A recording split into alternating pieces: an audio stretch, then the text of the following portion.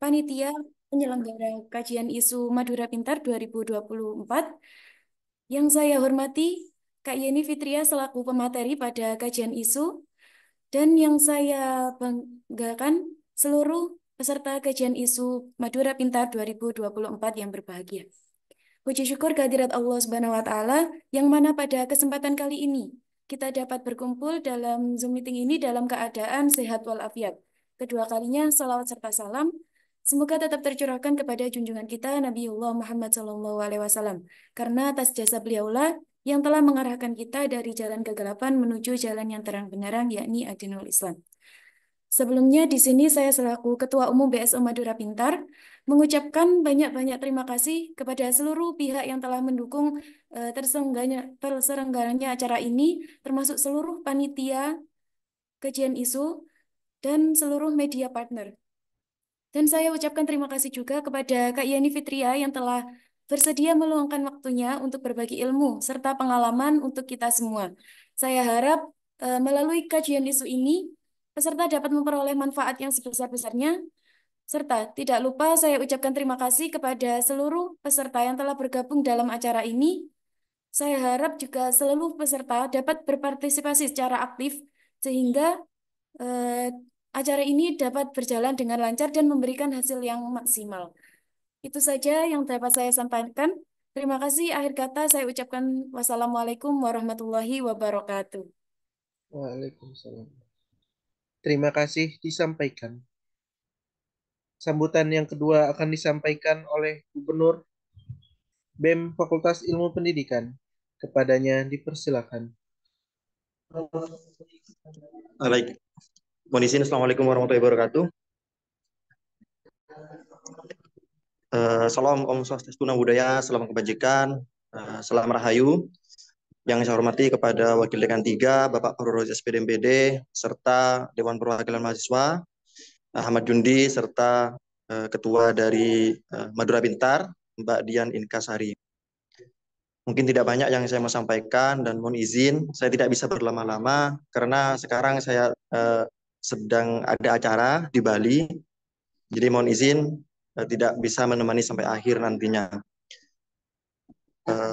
Saya mengucapkan sangat berterima kasih kepada BSO Madura Pintar yang telah membuat sebuah kajian yang cukup luar biasa menurut saya, karena kajian ini merupakan kajian yang harus kita kaji, karena teman-teman mengenyam pendidikan di perguruan tinggi itu salah satunya pastilah untuk mengangkat derajat teman-teman gitu. Tapi ada beberapa pandangan yang memang sering kali terjadi, bahwasanya pendidikan itu cuman pendidikan di bangku kuliah itu cuman menunda pengangguran selama 4 tahun gitu kan. Jadi nanti mungkin bisa dibedah secara rinci dan bisa dibahas secara seksama, karena di sini juga sudah ada pemateri yang luar biasa menurut saya. Semoga teman-teman nantinya juga bisa mendapatkan ilmu yang bermanfaat dan juga bisa membawa perubahan buat teman-teman. Mungkin sekian dari saya. Mohon maaf tidak bisa banyak karena masih harus ada kegiatan ini. Jadi mohon maaf, cukup di sini dari saya. Kurang lebihnya mohon maaf. Assalamualaikum warahmatullahi wabarakatuh. Terima kasih disampaikan. Mohon izin keluar ya. Iya, Kak. Acara yang kelima yaitu pemaparan materi dan sesi tanya jawab yang akan dipandu oleh moderator kita yaitu Saudari Risa. Kepadanya dipersilakan. Baik, bismillahirrahmanirrahim. Assalamualaikum warahmatullahi wabarakatuh. Waalaikumsalam warahmatullahi wabarakatuh. Perkenalkan, saya Aisyah Risa sebagai moderator yang akan memandu materi kita hari ini dengan tema Kuliah Hanya Menunda Pengangguran 4 Tahun, Lantas Seberapa Penting Generasi Muda Bangsa. Pada kali ini saya akan membaginya menjadi 3 sesi. Yang pertama, perkenalan. Kedua, pemaparan materi dan tanya jawab. Ketiga, pembacaan simpulan. Sebelum kita melanjutkan pada pemberian materi, izinkan saya untuk membacakan CV pemateri kita. Yeni Fitria lahir di Nganjuk 31 Januari 1998 dengan pendidikan terakhir S2 Pendidikan Dasar Universitas Negeri Yogyakarta dan berhasil menjadi wisudawan terbaik 2024. Ada banyak prestasi atau penghargaan yang diraihnya dengan penghargaan terbarunya Best Paper Presentation International Conference Thailand tingkat internasional tahun 2023. Ada 24 karya tulis dan publikasi artikel mulai tahun 2017 sampai 2024. Salah satu karangannya, The Rule of Self-Regulation in the Relationship Between Adaptability and Adjustment, a case of online mathematics learning of elementary school student, dengan indeks kuartil 1, penerbit OLC 2024. Kemudian, berhasil menerbitkan 6 buku yang telah memperoleh ISBN dengan salah satu judul bukunya, Konsep Dasar IPA Lanjutan untuk SDMI yang terbit tahun 2023. Hak Kekayaan Intelektual, Personality IMAT ISD Game untuk kelas 4, episode 2, materi pecahan dengan pembilang 1 dan perbanding sama, jenis game edukasi 2024. Kemudian pernah memperoleh 11 kali pendanaan dengan judul proposal yang berbeda-beda mulai tahun 2018 sampai 2024.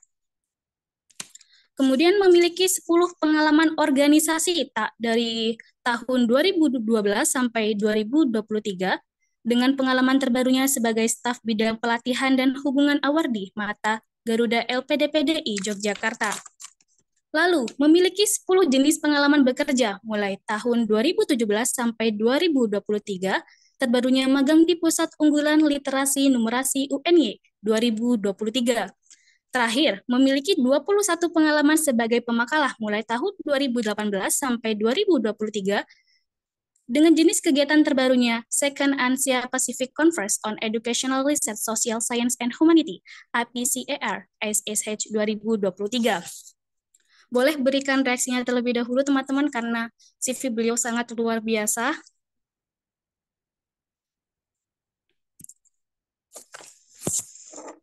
Baik, terima kasih. Selanjutnya adalah pemaparan materi dari Kak Yeni. Ini adalah momen yang kita tunggu-tunggu. Kepada Yeni Fitria, Magister Pendidikan, disilakan. Oke, halo semuanya. Apakah suara saya dapat terdengar jelas dari sana? Terdengar. Terdengar. Oke, semangat luar biasa sekali ya. Semangatnya teman-teman di hari Minggu yang seharusnya udah selesai UAS ya. Barusan selesai ya sepertinya ya teman-teman ya.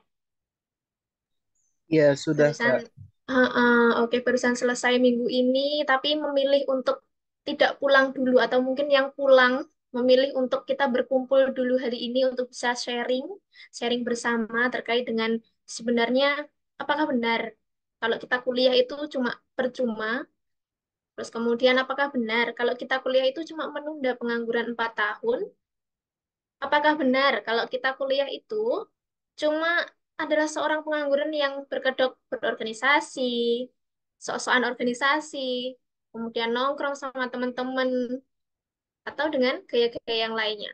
Oke, sebelumnya saya buka dulu teman-teman. Assalamualaikum warahmatullahi wabarakatuh. Waalaikumsalam. Waalaikumsalam warahmatullahi wabarakatuh.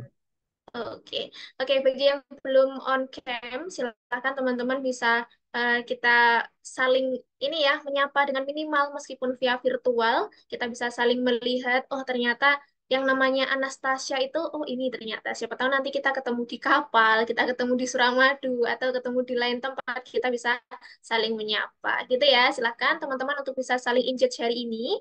Silakan bisa open cam bagi yang tidak berhalangan ya, tapi ini tidak memaksa. Silakan untuk teman-teman semua. Oke, saya sampaikan terima kasih untuk teman-teman BSO Madura Pintar yang sudah menyelenggarakan acara yang sangat luar biasa ini di tengah-tengah isu yang memang lagi hits ya teman-teman. Kemarin ada kalau nggak salah ini yang ditanggapi adalah video mbak-mbak yang pulang dari ya suatu tempat seperti itu.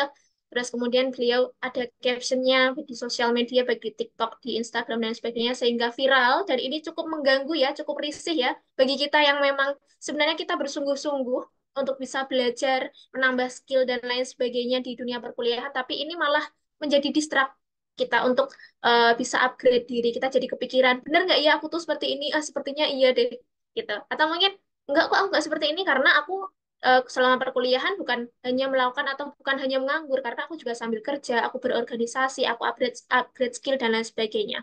So, hari ini kita bakalan diskusi bersama-sama apakah hal itu bisa kita tanggapi dengan bijak, kita bisa menerima dengan baik, dan apakah itu emang sesuai dengan diri kita. Nah, itu sebenarnya itu tidak bisa dibahas secara teori ya teman-teman, tapi bagaimana kita bermindset, bagaimana kita berpikir, apakah kita memang sudah sesuai dengan yang mereka katakan, atau memang kita sesuai dengan pendirian kita bahwa kuliah kita tidak akan pernah sia-sia karena kita sedang berusahanya.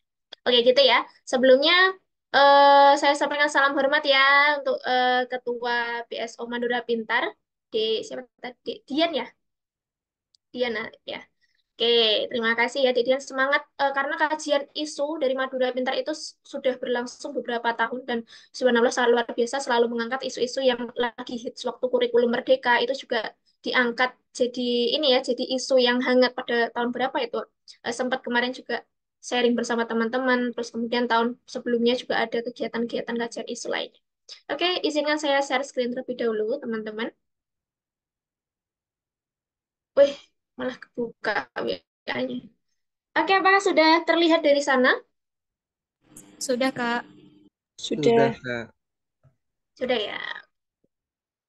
Bentar, karena saya perlu share sound sepertinya ya.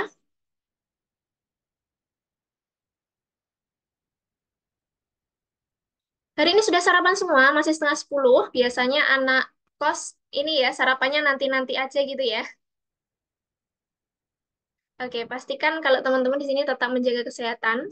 Ya, karena kesehatan itu sumbernya sebenarnya dari pikiran sih ya, teman-teman. Kalau misalkan teman-teman pikirannya sehat, insya Allah badannya juga sehat. Termasuk kita di sini untuk berkuliah itu bukan hanya untuk mengejar nilai akademik, bukan hanya untuk berorganisasi saja, tapi kita juga berusaha untuk sehat. Nanti kita bahas di Aisyah Risa.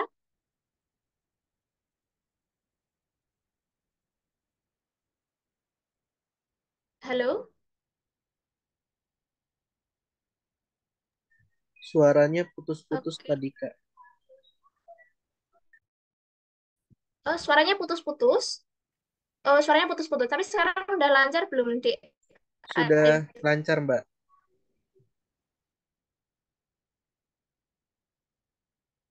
Oke, siap. Oke, terima kasih teman-teman semua. Di sini saya mau membuka dulu dengan memutarkan sebuah video yang nanti silahkan teman-teman semuanya menyimak.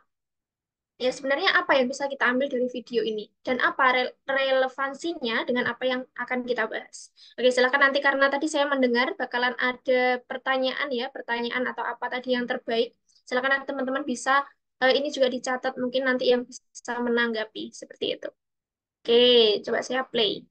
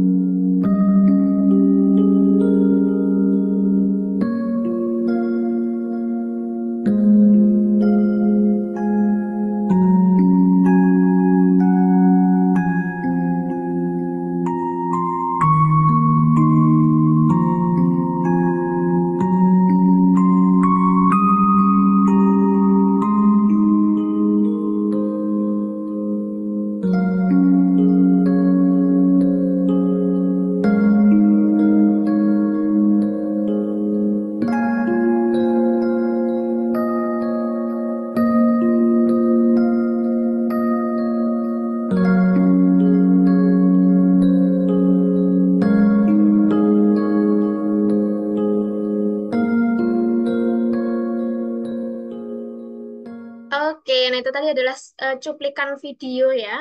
Oke, mungkin karena hari ini yang diundang, mohon maaf, Dek Arif, apakah bisa konfirmasi hari ini itu yang diundang atau pesertanya itu dari berbagai fakultas ya? Apakah benar? Iya, benar, Kak.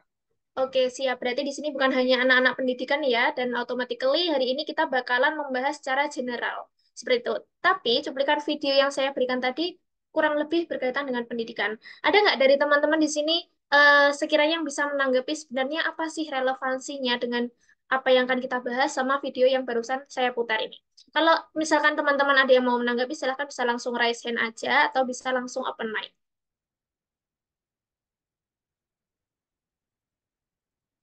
Oke, apakah ada teman-teman? Kira-kira apa ya? Jadi ada banyak sekali di situ berkaitan dengan matematika. Ini especially ke pendidikan ya tadi. Sebenarnya yang saya play untuk videonya, teman-teman.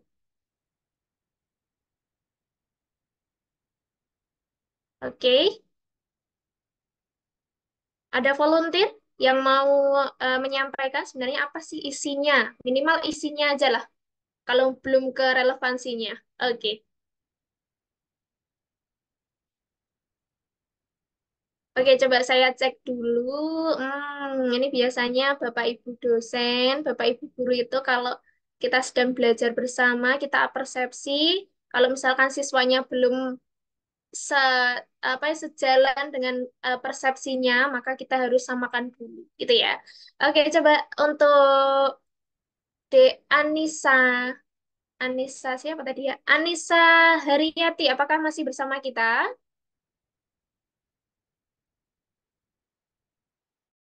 Halo, Anissa Haryati, apakah masih bersama kita? Oh, nggak ada ya? Oke, siap. Oke, peserta yang lainnya, kalau gitu sepertinya Bapak Ibu, adik-adik peserta banyak yang off cam ya. Oke, nggak apa-apa, nggak apa-apa. Kita cari mangsa yang lain dulu pada off cam semua jadinya ini. Tinggal panitia-panitia aja ini ya, sepertinya yang on cam ya. Oke, nggak apa-apa teman-teman di sini. Dari teman-teman panitia juga boleh banget untuk bisa menanggapi sebenarnya apa sih yang menjadi relevansinya atau apa isi dari video itu tadi. Silakan teman-teman, bagi yang berkenan.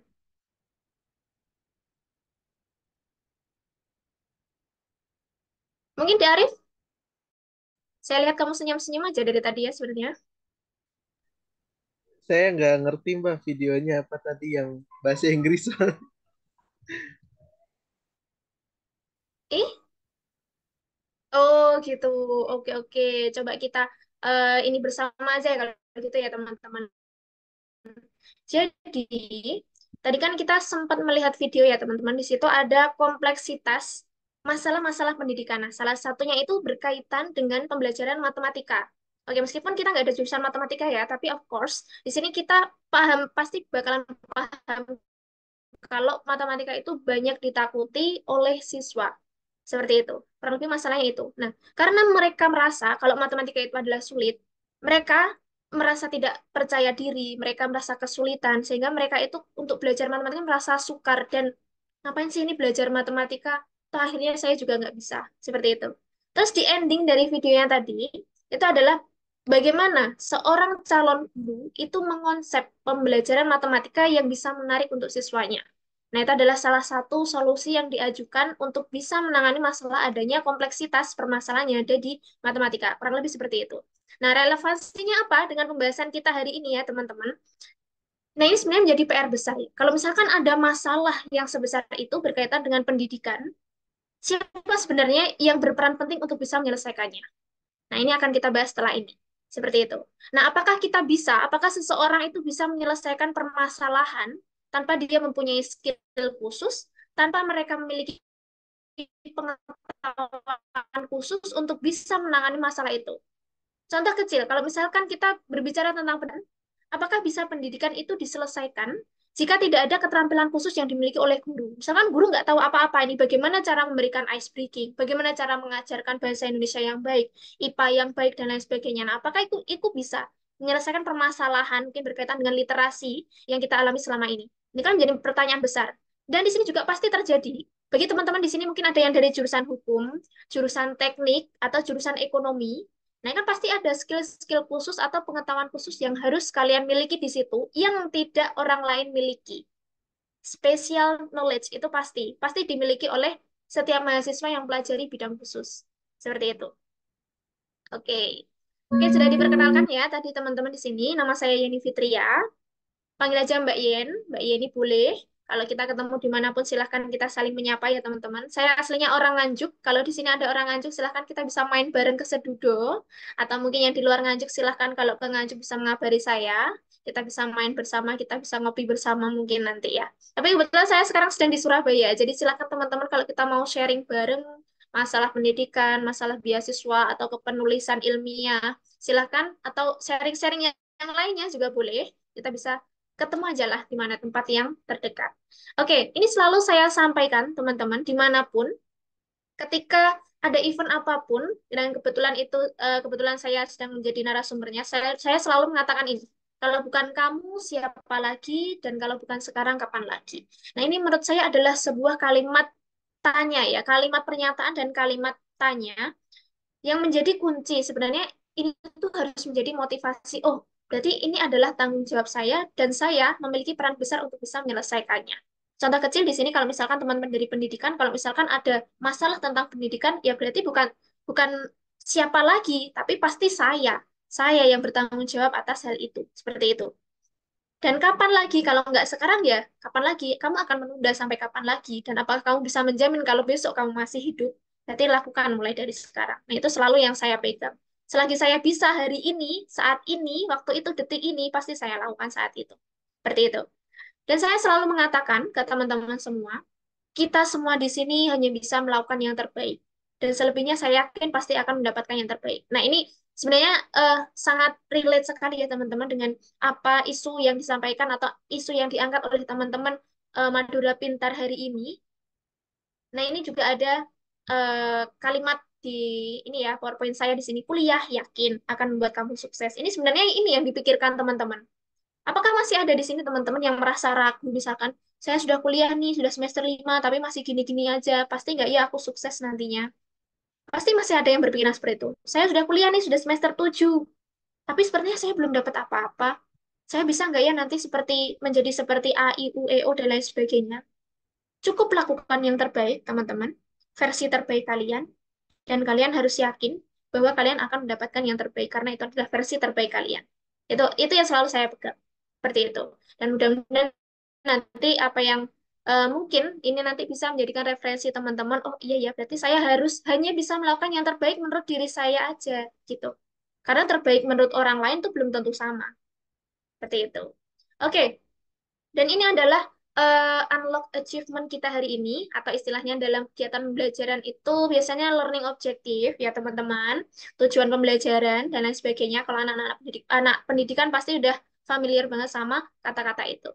Oke, yang pertama di sini saya fokus akan sharing and hearing. Jadi teman-teman, saya akan sharing dulu sesuai dengan apa rundown dari panitia tadi. Setelah itu nanti kita akan saling hearing, saling sharing, saling hearing. Jadi silakan kalau ada teman-teman nanti ada pertanyaan, ada yang perlu di-sharingkan, apapun itu meskipun di luar konteks dari ini, yang penting masih skopnya masih akademisi ya teman-teman. Jangan di luar itu. Kalau di luar itu silakan nanti kita bisa chatting aja. Oke, kemudian ada ini big question atau pertanyaan, ya, pertanyaan penelitian. Biasanya ada yang semester tua nggak di sini? Semester 7, semester 8. Nah, itu biasanya ini ya, sangat kenal dengan namanya research question atau pertanyaan penelitian. Yang pertama kita akan membahas seberapa penting sih sebenarnya pendidikan itu. Supaya kita satu persepsi, teman-teman. Kenapa kita harus berpendidikan, kenapa kita harus menempuh pendidikan tinggi, dan ini supaya teman-teman itu nggak nyesel, saya sudah semester 7, tapi saya sepertinya ini masih salah jurusan, dan lain sebagainya. Oke, yang kedua kita akan membahas tentang kenapa sih kita harus kuliah. Ya, itu ini untuk eh ini ya, untuk mengobati ya statement-statement yang kuliah kamu nanti mau jadi apa, kuliah kamu cuma pengangguran ya ternyata ya, apalagi tetangga-tetangga atau apa itu biasanya ya, jadi motivasi. Saya selalu mengatakan, kalau motivasi itu bisa dari mana aja, termasuk dari tetangga, gitu, yang selalu mungkin bertanya atau mungkin menanggapi sesuatu. Oke, yang ketiga kita akan membahas tips kuliah. Oke, gimana sih? Menurut saya, ini versi saya, supaya kita itu tidak merasa menganggur ketika perkuliahan. Kita tidak merasa tidak mendapatkan apa-apa ketika perkuliahan dan lain sebagainya. Dan kita awali dulu hari ini dengan survei ya teman-teman. Saya ingin survei dulu teman-teman, survei kecil-kecilan aja. Oke, saya silakan teman-teman di sini bisa berpartisipasi, baik yang off cam maupun yang on cam. Silahkan bisa disiapkan gadgetnya yang pakai laptop, atau mungkin teman-teman yang pakai HP juga bisa nanti Silahkan buka tab baru, kita buka Mentimeter ya teman-teman. Oke, coba saya ini Mentimeter dulu. Oke, silakan sambil disiapkan gadgetnya, sambil saya share untuk linknya. Jadi kita bisa sharing bersama. Saya pengen survei aja. Sebenarnya teman-teman di sini tuh minatnya lebih kemana sih? Gitu. Oke, ini sudah saya share untuk linknya, link Mentimeternya. Oke, silakan bisa klik aja teman-teman. Nanti kalau ada instruksi untuk memasukkan kode, kita masukkan bersama-sama kodenya. Bentar, saya share screen dulu.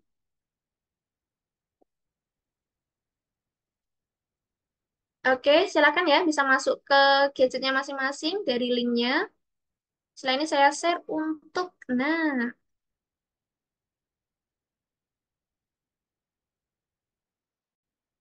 oke sudah ya, siap ya ke Mentimeternya teman-teman.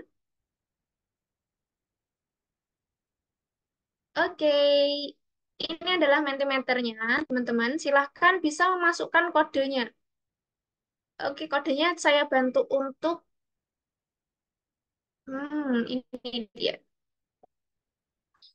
Saya kirim ke kolom chat biar teman-teman bisa langsung masukkan.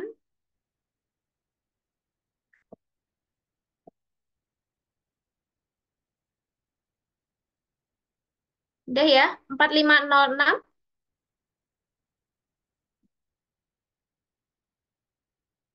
berapa tuh? 0982. Oke, silakan teman-teman.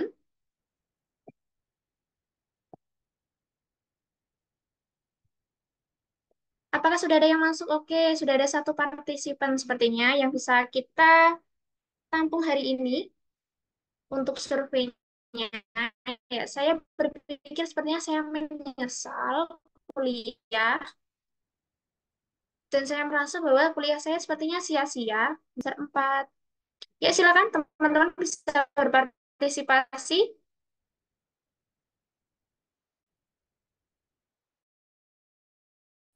dari jurusan apapun boleh banget.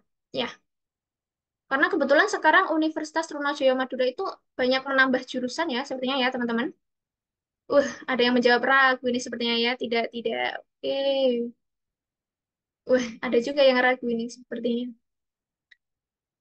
Oke, silakan saya tunggu sampai 9:52, 1 menit.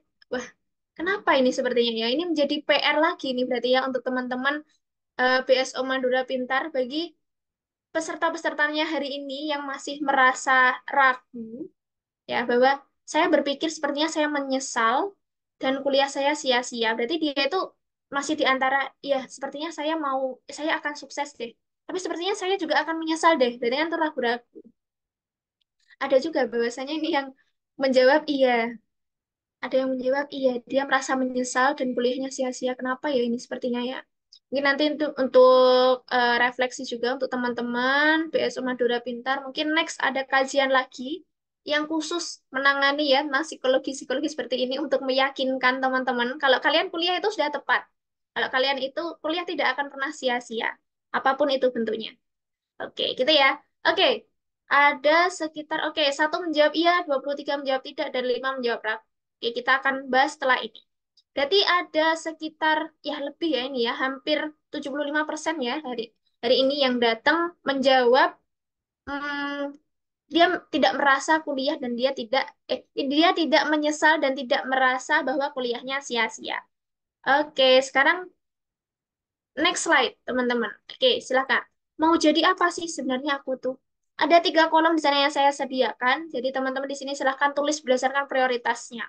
Sebenarnya aku mau jadi apa? Terserah boleh. Mau jadi guru boleh, mau jadi advokat boleh, mau jadi pengacara boleh, mau menjadi engineer boleh, mau menjadi manusia yang bermanfaat untuk orang lain juga boleh. Silakan teman-teman menuliskan berdasarkan prioritasnya. Oke, saya tunggu sampai 9:54.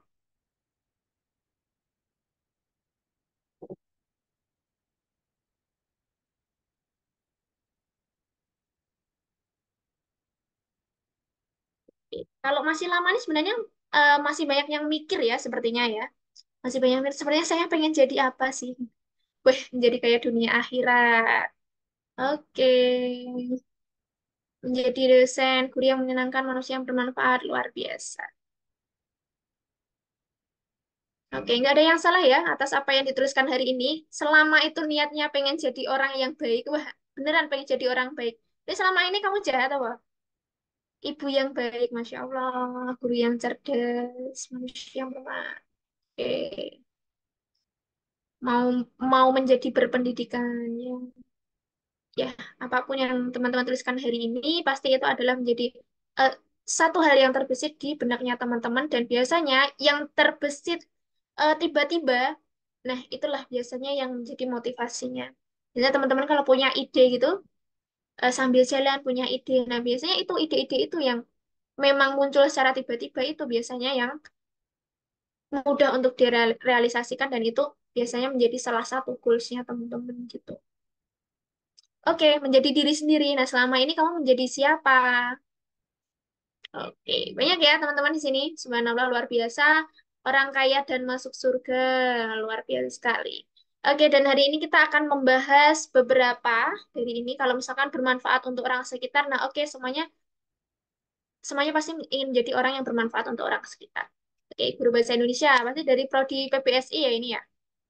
Oke, saya kira cukup untuk responnya hari ini sudah sangat luar biasa, dan otomatis respon ini pasti akan relevan dengan apa yang akan kita bahas hari ini.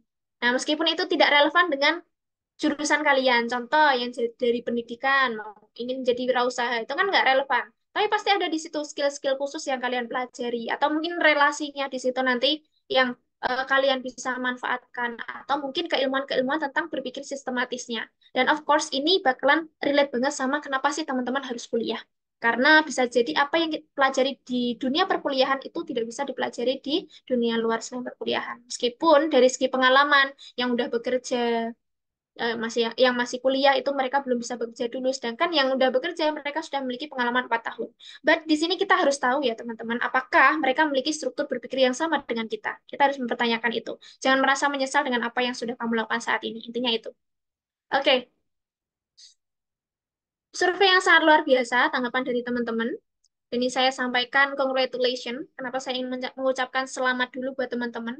Karena teman-teman ini sudah bisa menentukan tujuannya, sudah minimal punya gambaran lah sebenarnya saya itu mau jadi apa. Dan juga teman-teman di sini sudah punya gambaran. Sebenarnya saya itu kuliah ini sudah sesuai belum ya?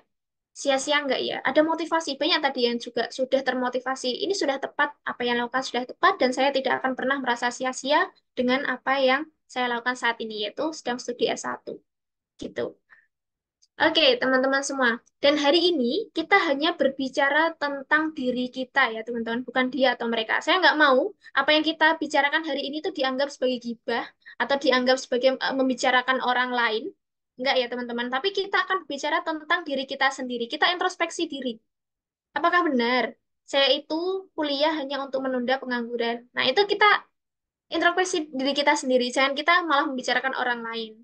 Seperti itu. Dan apakah benar saya itu sudah maksimal selama kuliah saya dan lain sebagainya. Kita tidak akan membicarakan orang lain, tapi kita berbicara tentang diri kita sendiri, karena sejatinya yang harus kita yakinkan itu adalah diri kita sendiri.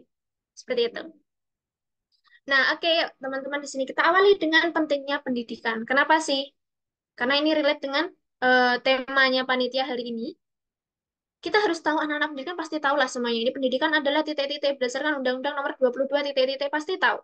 Namun secara sederhana, kalau kita berbicara tentang pendidikan ya teman-teman, itu pasti adalah sebuah upaya aktivitas untuk bisa bertumbuh, berkembang, dan lain sebagainya. Nah, apa sih sebenarnya yang dikembangkan itu? Ya, mulai dari lahir dan juga batinnya, termasuk karakter teman-teman di sini.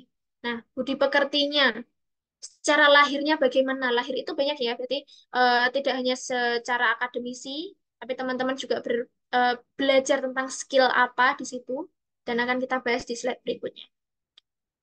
Nah, jadi pendidikan menurut kalian itu apa? Coba di sini ada yang dari anak pendidikan IPA, ada nggak ya kira-kira ya? Ada yang dari pendidikan IPA? Nggak ada ya? Atau dari, oh oke, dari Dek Rizko Mufidah, sudah raise hand. Oke, Dek Rizko, apakah bisa open mic? Atau masih di jalan? Iya, Kak. Masih di jalan? Enggak di rumah, Kak. Oh, di rumah berarti nggak sedang jalan-jalan kan? Enggak.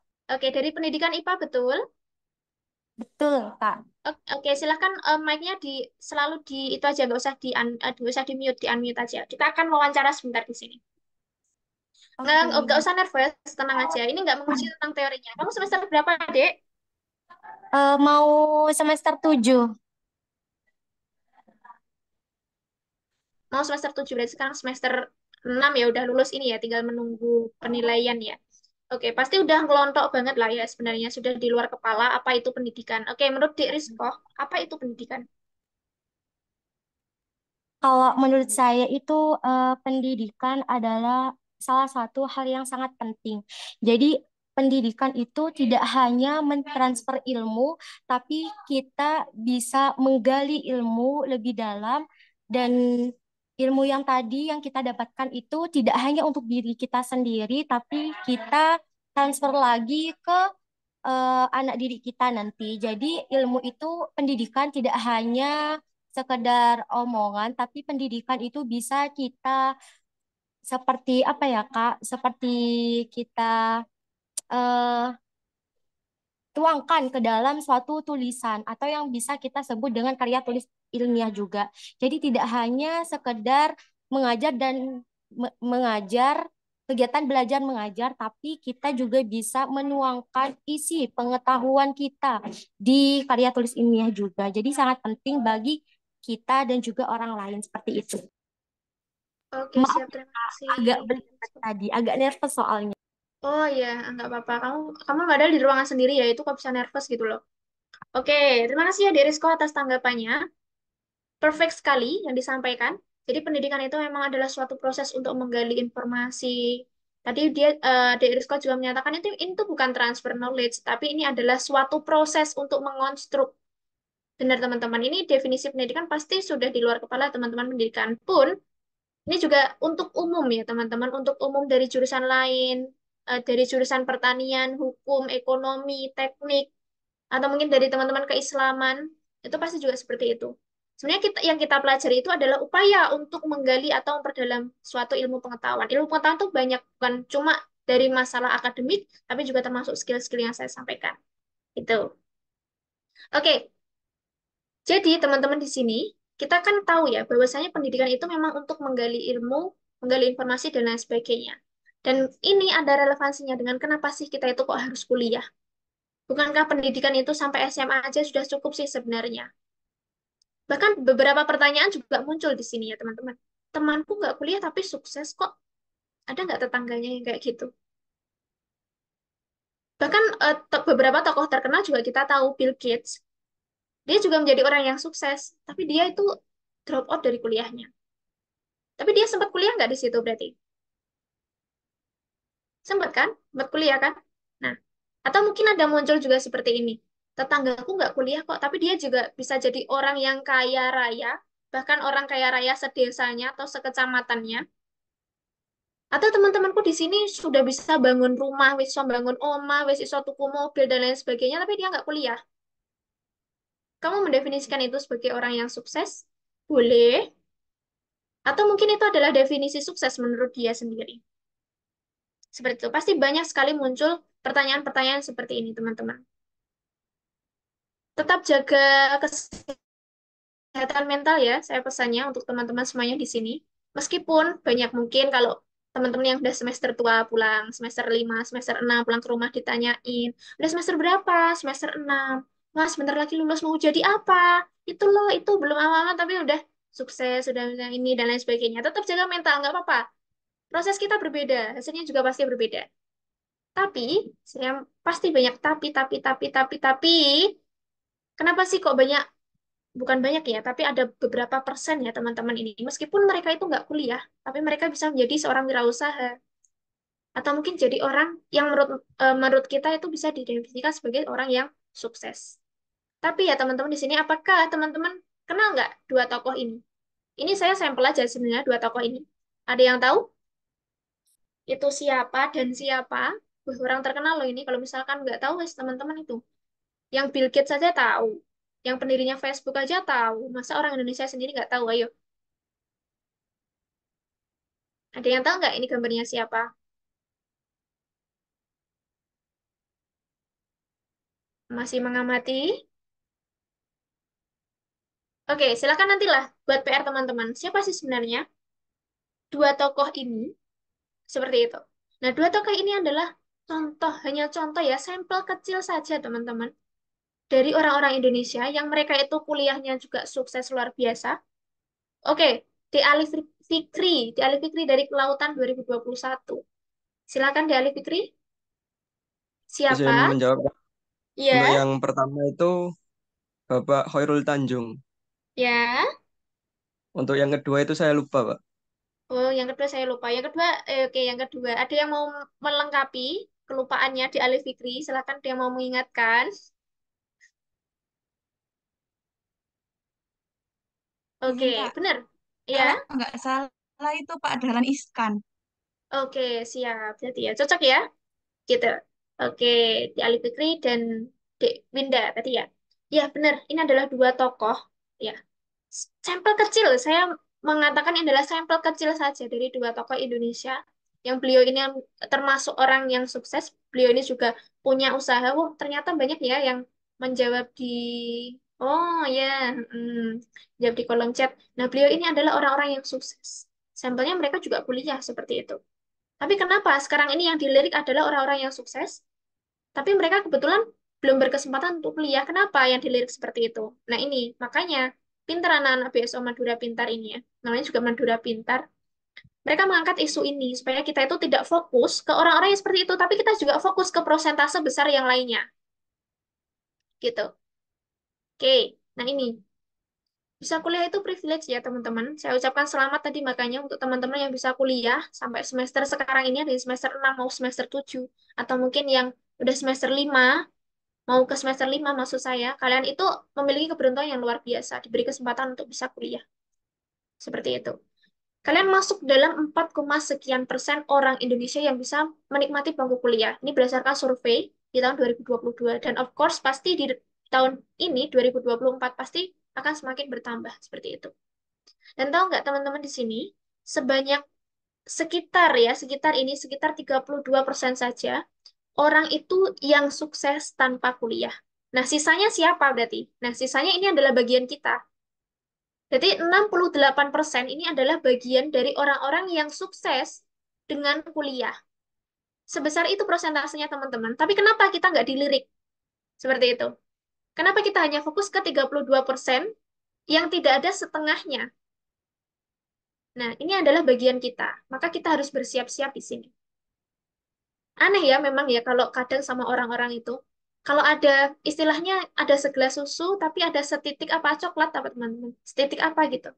Nah, itu yang diperhatikan adalah titiknya, bukan susunya, ya kan? Kalau misalkan kita punya kesalahan, padahal kita punya kebaikan yang sangat luar biasa, tapi yang diperhatikan adalah kesalahan kita. Nah, seperti itu. Anehnya itu. Dan mungkin itu kita bisa mengubah mindset kita, teman-teman. Kita harus bersiap. Kalau kita kuliah, pasti kita akan sukses dan mengisi 68% dari orang sukses, definisi orang sukses yang kita maksud. Karena 32% itu ya masih banyakkan 68% dan itu adalah bagian kita. Pastikan kita bisa menepati hal itu. Kalau semuanya di sini kalau semuanya anak-anak yang sudah kuliah ataupun sudah lulus kuliah mereka lengkap skillnya, akademiknya mereka oke, skillnya oke, relasinya oke, pasti bisa mengalahkan dari sekian persen dari 32% ini pasti bisa decrease atau bisa berkurangi atau berkurang seperti itu. Kita bisa menguranginya. Nah, bukan berarti kita mau merebut jatah atau porsi mereka, tapi kan ini memang sesuai ya dengan apa yang dibutuhkan dari setiap perkembangan zaman. Kita bahas di slide selanjutnya. Oke, nah ini nih menjadi topik utama yang diangkat teman-teman. Kuliahnya menunda pengangguran 4 tahun. Maksudnya apa? Memang banyak ya teman-teman di sini, survei juga, yang memang ada yang sudah kuliah, tapi ternyata setelah kuliah juga belum mendapatkan pekerjaan atau masih pengangguran. Nah, istilahnya seperti itu. Tapi tetap aja nggak dilirik. Kenapa yang lulusan di bawah kita maksudnya atau yang masih SMA juga banyak yang pengangguran tapi nggak dilirik? Kenapa? Kenapa seperti itu? Dan yang kedua, statement yang kedua, kuliah adalah pengangguran berkedok ngopi, nongkrong, dan bergaya. Kenapa seperti itu? Mereka cuma melihat dari covernya aja. Mereka nggak melihat kalau kita ternyata ngopi, nongkrong itu apa? Untuk berorganisasi, untuk berdiskusi, untuk bisa membangun relasi. Ya kan, teman-teman semuanya? Padahal kita itu kadang, ya jujur ya, saya juga pernah menjadi mahasiswa seperti teman-teman, pernah ngopi juga sampai malam, sampai setengah satu, setengah dua, tapi kita membahas apa? Kita membahas tentang organisasi. Kita membahas tentang mungkin rencana atau plan, kita mau ikut lomba, atau mau kita mungkin mengerjakan tugas dan lain sebagainya. Tapi yang dilihat orang-orang itu hanya covernya. Oh, dia di warung kopi. Kalau di warung kopi, ya ngapain lagi kalau bukan ngopi sama main game dan lain sebagainya. Nah, itu adalah pemikiran-pemikiran dangkal. Padahal mereka nggak tahu dalamnya seperti apa. Nah, statement-statement seperti inilah yang eh, kita harus hapuskan, kita harus bahas teman-teman, kita harus menunjukkan bahwasanya kita kuliah karena memang kita yakin kita bisa sukses, kita bisa mengamalkannya, kita bisa menerapkan apapun yang kita pelajari di dunia perkuliahan, gitu. Oke, nah ini pokok bahasan kita. Kenapa sih kita itu harus kuliah? Kenapa? Masih nggak di sini yang ngejar nilai akademik aja? Ada nggak yang IPK-nya sampai saat ini masih 4,00? Nah, saya tidak menyalahkan ya kalau teman-teman di sini IPK-nya 4,00 tapi pasti kalian nggak punya organisasi dan lain sebagainya itu nggak mungkin. Ya, pasti kalian punya strategi masing-masing, punya tips masing-masing yang kalian meskipun IPK-nya oh, tidak Mbak, oke nggak apa-apa, nggak apa-apa. Meskipun IPK-nya nggak 4,00 tapi teman-teman itu punya dekengan yang lain, punya skill-skill yang lain seperti itu. Pun dengan yang IPK-nya mungkin saat ini yang masih sempurna 4,00, kamu punya tanggung jawab untuk bisa mempertahankannya dan kamu punya tanggung jawab untuk bisa mengembangkan skill-skill yang lainnya. Gitu. Karena kuliah itu bukan melulu tentang akademik, teman-teman. Bukan melulu tentang IPK. Kita punya IPK 4,00, tapi kita enggak. Oh, 4,00 nggak pernah. Belum pernah. Masih semester 7 kan, diarifnya. Semester 7 ini pasti 4,00. IPS maksudnya ya. IPS semesternya. Nggak apa-apa. Kita nggak perlu, ini ya teman-teman ya. Maksudnya terlalu fokus ke akademik itu menurut saya juga kurang baik. Karena kita nanti nggak punya kemungkinan juga ada minus-minusnya ya teman-teman. Misalkan kita terlalu fokus ke akademik, nah otomatis kan bisa jadi dia adalah yang kuliah pulang, kuliah pulang. Kuliah mengerjakan tugas, di kos sendiri, dan lain sebagainya. Kalau misalkan teman-teman di sini pun misalkan kuliah organisasi, itu juga baik sebenarnya, ya kan? Karena kita punya relasi dan lain sebagainya. Sebenarnya itu punya pilihan masing-masing. Tapi kalau dari sudut pandang saya, teman-teman ya, kuliah itu adalah suatu wadah atau ajang yang harus memang kita maksimalkan bersama, maksimalkan dengan sebaik-baiknya. Karena kita bertemu dengan berbagai macam karakter di sana. Yang orang Jawa ketemu sama orang Madura, ya ta? Apalagi kita di Universitas Trunojoyo Madura. Ya kita carilah sebenarnya karakter orang Madura seperti apa. Nah kebetulan kalau Jawa pun ada yang Jawanya dari Bojonegoro, ada yang dari Lamongan, ada yang dari Surabaya. Nah kita bisa mencari relasi di sana. Oke, itu masalah akademik. Kuliah tidak melulu tentang akademik, gitu ya.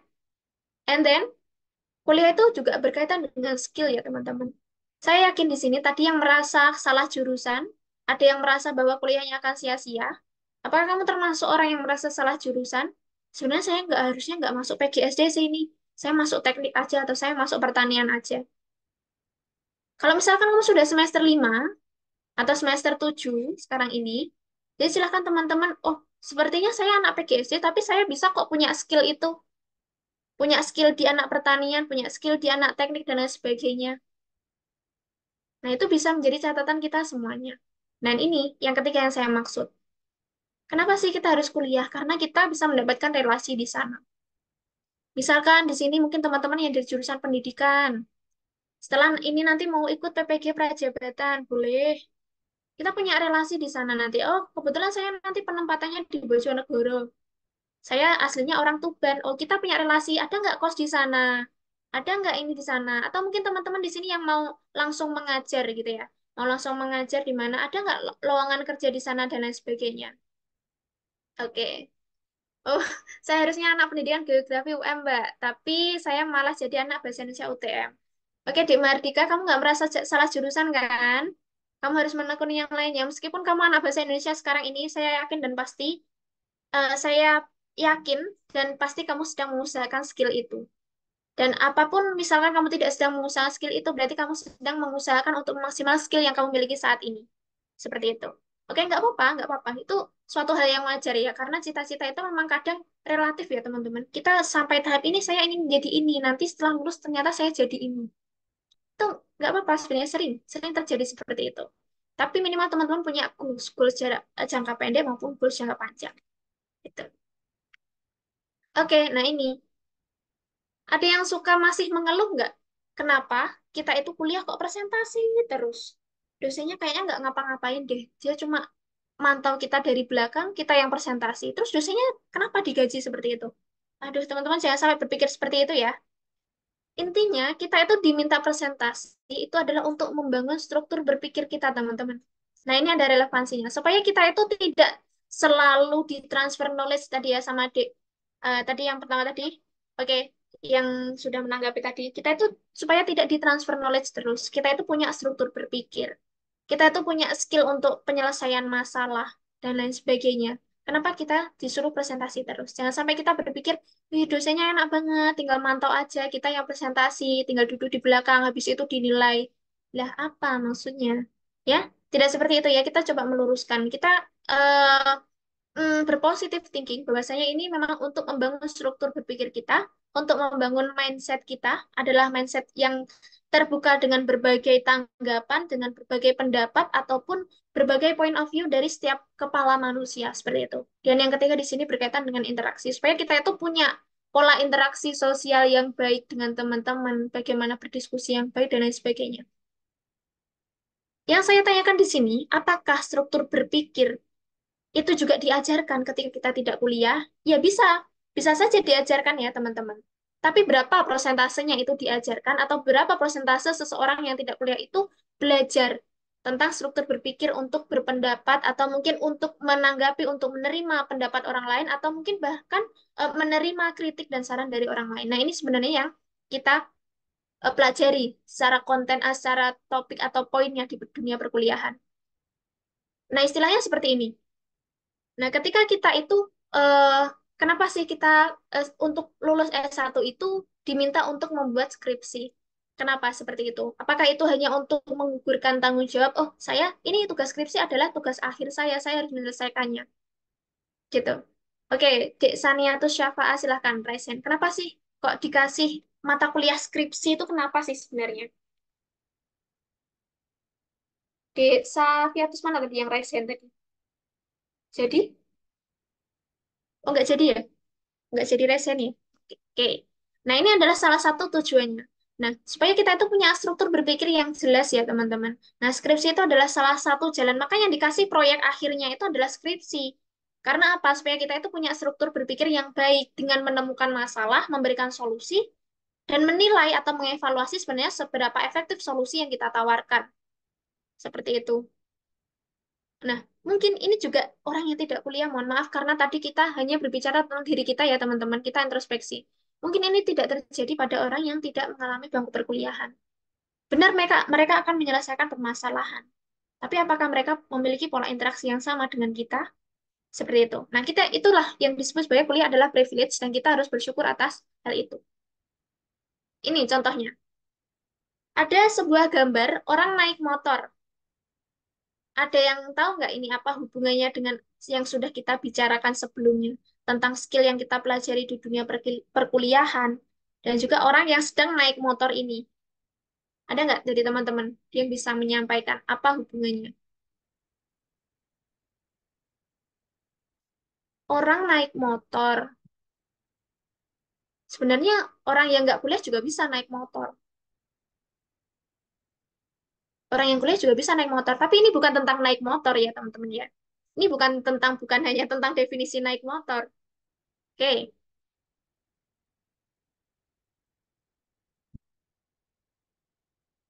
oke. Ada yang ingin menanggapi? Oke, belum ada ya. Oke, kalau gitu. Ibaratnya teman-teman, kalau kita itu di bangku perkuliahan, kita mempelajari, ya oke oke. Ada yang di kolom chat sebenarnya. Helm tidak ada kacanya.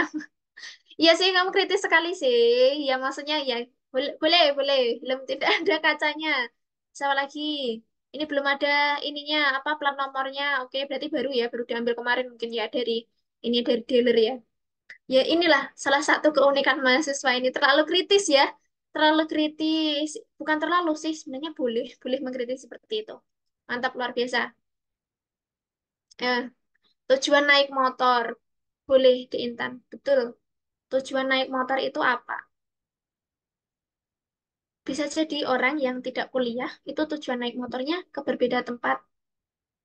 Kalau orang yang kuliah, misalkan tadi ada yang tujuan atau goalsnya ingin menjadi guru, ingin menjadi dosen, ingin menjadi wirausaha, mereka tujuan goals kuliah, goals kuliahnya. Goals untuk naik motornya juga pasti berbeda. Seperti itu. Oke, boleh. Silakan teman-teman di sini, silakan mau berpendapat apapun boleh. Dan kaitannya di sini ya, teman-teman, kenapa sih ini saya kaitkan dengan orang yang sedang naik motor? Di dunia perkuliahan, di bangku perkuliahan, kita itu hanya diajarkan untuk seperti ini, bagaimana bagaimana kita naik motor. Ya udah, yang penting bisa aja gitu. Di dunia pendidikan maksudnya. Tapi ketika kita diajarkan di dunia perkuliahan, yang secara kita berpikir secara sistematis, secara struktur berpikirnya tadi, kita diajarkan untuk beradaptasi. Maksudnya di dunia di jalan itu bukan hanya jalan yang lurus, tapi juga ada jalan yang berkelok-kelok. Atau mungkin kita bukan hanya jalan yang apa tuh namanya nggak ada macetnya. Kadang kita juga ada macetnya seperti itu. Dan bagaimana kita bisa mengatasinya. Dan disitulah hubungannya dengan struktur berpikir yang sudah kita bahas sebelumnya. Sama halnya dengan orang-orang yang mau berenang itu teman-teman. Mungkin kita diajari kok untuk berenang, tapi di kolam renang.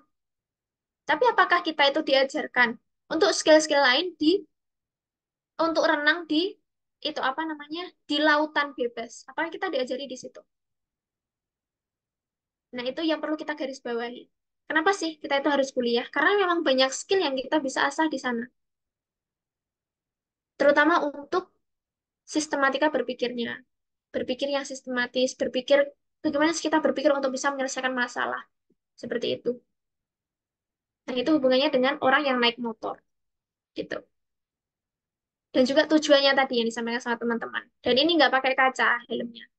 Oke, gitu ya. Jadi bagaimana? Apakah kalian merasa demikian? Merasa demikian itu berarti yang gimana, teman-teman? Apakah kalian merasa bahwasanya kalian di sini selama kuliah itu sudah mempelajari secara akademik, skillnya dapat, kalian sudah menyiapkan goals yang akan kalian capai? Apakah kalian sudah merasa demikian selama di bangku perkuliahan ini, yang sudah semester 5 atau semester 6 dan semester 3? Apakah sudah menyiapkan itu? Atau mungkin kalian adalah salah satu tipe, saya akademik aja mbak, saya skill aja mbak. Nggak bisa ya teman-teman ya, kalau perkuliahan tuh pasti paket komplit. Kalau misalkan IPK cuma 2, pasti nggak diluluskan meskipun skillnya oke, meskipun organisasinya banyak. Nah, itulah yang dinamakan itu, dunia perkuliahan. Gitu ya. Oke, nah ini, yang terakhir.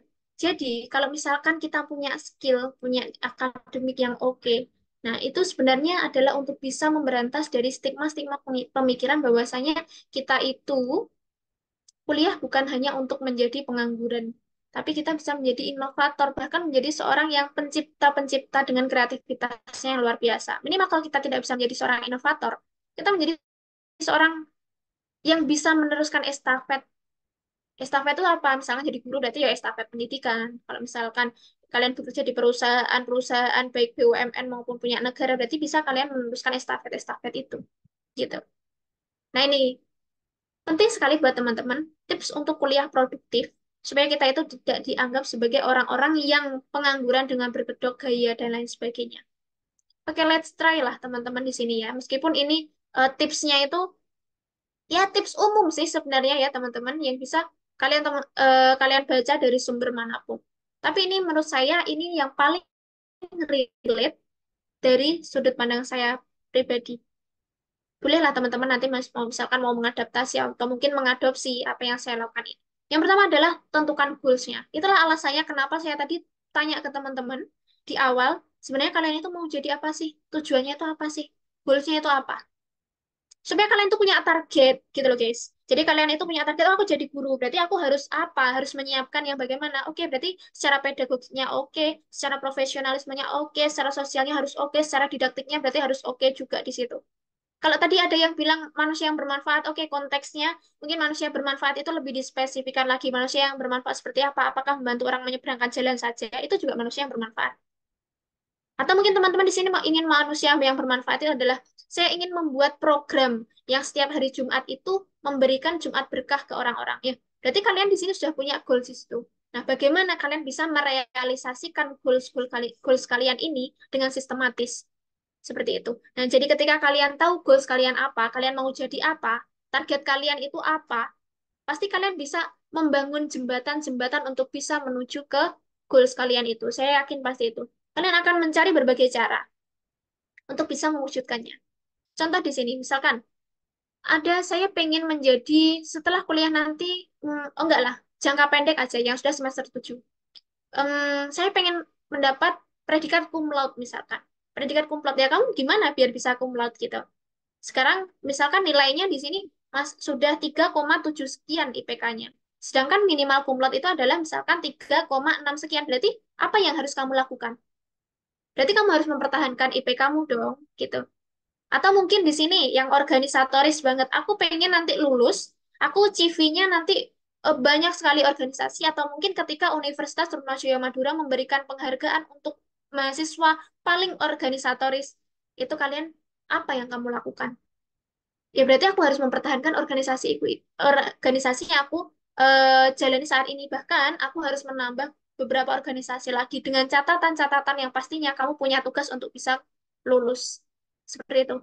Intinya, kalau punya goals, pasti punya cara-cara atau misi-misi yang harus kalian tempuh untuk bisa mencapai visi visi itu. Gitu. Yang kedua, yakinkan pada diri kita bahwa kita tidak salah jurusan tadi ya, yang geografi ke bahasa Indonesia. Yakin nggak di Mardika kalau kamu sampai sekarang itu kamu masih nggak salah jurusan atau kamu masih merasa sampai sekarang kamu salah jurusan gitu. Yakinkan dalam diri kalau kita itu tidak salah jurusan.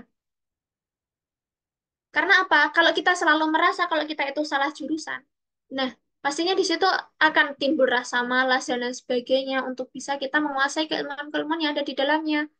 Pun sebenarnya kalau kamu masih merasa salah jurusan, itu kamu harus bisa mengembangkan gimana sih caranya biar aku ini nggak salah jurusan. Ya, oke, kalau gitu aku juga mempelajari sebenarnya minatku kemana. Misalkan anak pendidikan bahasa Indonesia, tapi kamu punya minat teknik informatika. Ya berarti kamu harus ikut tentang kursus-kursus informatika, misalkan seperti itu. Mengikuti berbagai webinar atau mungkin belajar-belajar di luar lewat kurs dan lain sebagainya. Jika kamu sudah merasa, tentukan. Nah, tentukan kalau misalkan salah jurusan, misalkan masih semester 3. Oke, tentukan aja di situ. Putuskan. Putuskan itu maksudnya adalah kamu bisa memberi keputusan. Aku mau ganti jurusan atau lanjut nih. Kalau lanjut dengan resiko yang sekian, kalau misalkan aku harus pindah jurusan atau mendaftar ke jurusan yang baru, berarti itu aku punya resiko yang ini. Semuanya punya resiko masing-masing. Dan pasti orang sukses itu akan eh, menghadapi resikonya masing-masing dan tantangannya masing-masing. Yang ketiga adalah upgrade skill-nya, teman-teman. Kuliah tidak menjamin kesuksesan memang, tapi kesuksesan itu membutuhkan skill, dan skill itu bisa kita dapatkan ketika kita di bangku perkuliahan. Salah satunya tadi adalah relasi dan lain sebagainya. Ya, itu. Dan jangan lupakan adanya relasi, teman-teman. Ini yang selalu saya garis bawahi. Memang skill dan relasi itu sebuah opsional ya, sepertinya opsional. Kalau anak kuliah sebenarnya itu secara akademik dan organisasi aja sebenarnya udah cukup. Atau mungkin ada yang berpikiran, oke lah yang penting aku dapat IPK 4,00 atau 3,8 sekian itu udah cukup. Karena itu adalah sebuah penilaian. Penilaian tapi apa? Akademik. Tapi please perhatikan relasiku gimana, skillku gimana. Seperti itu. Apakah aku punya skill khusus? Seharusnya kalian sudah bisa mengenali sampai saat ini. Oh, tadi ada yang bilang katanya ini bisa dituangkan dalam bentuk karya tulis. Oke, berarti sebenarnya kamu punya minat di situ. Kembangkan terus di situ gitu skillnya. Oke, jadi kesimpulannya apa sih sebenarnya itu? Jadi, apa relevansinya ketika kita itu mau kuliah, tapi kita tidak mau dianggap sebagai orang yang menunda perkuliahan hanya sebagai 4 tahun untuk pengangguran atau 4 tahun sebagai pengangguran yang berkedok bla bla bla bla. Nah, cobalah kita relevansikan ya teman-teman di sini. Coba kita kaitkan bersama-sama, kita korelasikan bersama-sama Dengan keadaan saat ini, dunia yang semakin berkembang, membutuhkan teknologi informasi yang semakin banyak, bukan hanya dari pendidikan dan lain sebagainya, tapi semua sektor. Yang dimaksud dengan teknologi di sini kan bukan hanya berkaitan dengan apa yang namanya berkaitan dengan IT ataupun AI, tapi itu juga termasuk dengan keilmuan-keilmuan teman-teman yang lainnya. Saya pernah sekali ini melihat ada anak jurusan pertanian, anak mana gitu, jurusan pertanian, ditanya, katanya dia ditanya seperti ini, kamu ambil jurusan pertanian, kamu mau jadi apa? Mau jadi petani. Mau jadi petani, kenapa kamu harus masih kuliah? Padahal orang yang lulusan SD pun bisa jadi petani. Akhirnya dia bisa menunjukkan dengan perkembangan teknologi yang semakin baik, semakin pesat. Dia bisa menunjukkan kalau seorang petani biasanya itu untuk memupuk atau mungkin untuk membasmi hama dia harus masih semprot-semprot, masih harus di apa taburin apa gitu ya pestisida dan lain sebagainya gitu ya. Nah, tapi dia bisa menciptakan inovasi di sana. Nah, kuncinya apa di sini? Ya karena dia bisa berpikir sistematis, dia bisa berpikir kritis seperti yang kita bahas sebelumnya. Dia punya apa namanya? Pemikiran-pemikiran sampai mana bagaimana supaya penyelesaian masalah ini tuh semakin efektif. Seperti itu. Nah, ini membutuhkan ide-ide kreatif seperti anak pertanian pertanian tadi. Akhirnya dia bisa menciptakan dengan bagaimana cara membasmi hama tapi cukup Halo. dengan 5 menit semua sudah selesai. Seperti itu. Nah, ini namanya critical thinking. Dan of course, critical thinking ini sangat diajarkan di dunia perkuliahan, teman-teman, atau di perguruan tinggi. Ada yang chat? Pak Perta hadir. Oke, Masya Allah, luar biasa. Misalkan, oh iya, misalkan di Ali Fikri ini kan dari kelautan ya tadi ya. Apa sih kamu kuliah kelautan? Bukankah jadi nelayan itu bisa cukup dengan lulusan SD? Hello, katakan seperti itu, Dek. Kalau kuliah kelautan itu bukan hanya untuk menjadi nelayan, tapi kelautan itu bagaimana untuk belajar menjadi ini, itu, dan lain sebagainya. Jadi di sini yang dipentingkan itu adalah keilmuan-keilmuan yang ada di dalamnya. Dan mungkin di sini ada juga anak yang PGSD mungkin. Apa sih kamu kok kuliah jurusan PGSD? Padahal yang kamu pelajari hanya mata pelajaran SD. Nah, meskipun kita tidak perlu menjelaskan panjang lebar ke orang lain ya, teman-teman. Saya itu kuliah PGSD sebenarnya belajar ini, itu, dan lain sebagainya. Cukup show aja. Cukup tunjukkan aja kalau misalkan anak PGSD itu memang banyak yang dipelajari. Seperti itu. Ataupun dengan jurusan-jurusan yang lainnya. Gitu ya. Oke. Yang terpenting ini, memang critical thinking itu selalu dibutuhkan di mana-mana. Apalagi kita masih di ini ya teman-teman ya, di era 4.0 menuju ke 5.0. Jadi silahkan dipersiapkan diri teman-teman. Kita tidak usah menggubris kalau misalkan kamu kuliah cuma menunda pengangguran selama 4 tahun. Tapi kita bisa menunjukkan kalau misalkan kuliah itu bisa membangun sistematika berpikir yang itu bisa menyelesaikan permasalahan dengan sangat efektif dan kita bisa mendapatkan relasi yang banyak dan juga skill-skill yang lain. Silakan teman-teman di situ. Kita tidak perlu membalas dengan argumen. Kita cukup menunjukkan aja ini loh sebenarnya output saya kuliah. Seperti itu. Oke. Itulah pentingnya. Kenapa sih kita itu harus berpendidikan? Apalagi bangsa Indonesia ya, yang saat ini ya mungkin notabene kita itu di Asia aja udah peringkat berapa. Tambah apalagi di dunia kita peringkat berapa. Seperti itu. Kita harus bisa menunjukkan kalau misalkan sumber daya manusia yang ada di Indonesia itu ketika mereka mencapai dunia yang apa namanya yang mengenyam pendidikan tinggi itu semakin banyak, nah otomatis di situ untuk struktur-struktur berpikirnya, ide-ide kreatifnya itu juga akan muncul di sana. Seperti itu memang berorientasi pada pendidikan. Gitu ya teman-teman. Ini korelasinya dengan seberapa penting dengan pendidikan suatu bangsa. Oke, mungkin ini beberapa slide terakhir ya. Definisi sukses setiap orang itu berbeda-beda. Jadi mungkin teman-teman di sini yang tetangganya atau mungkin temannya, mungkin yang tidak kuliah, mereka menganggap bahwa aku lebih sukses karena aku sudah bisa bangun rumah dan lain sebagainya. Nah, itu adalah definisi sukses menurut mereka. Berbeda dengan teman-teman di sini yang punya goals, yang punya visi yang berbeda.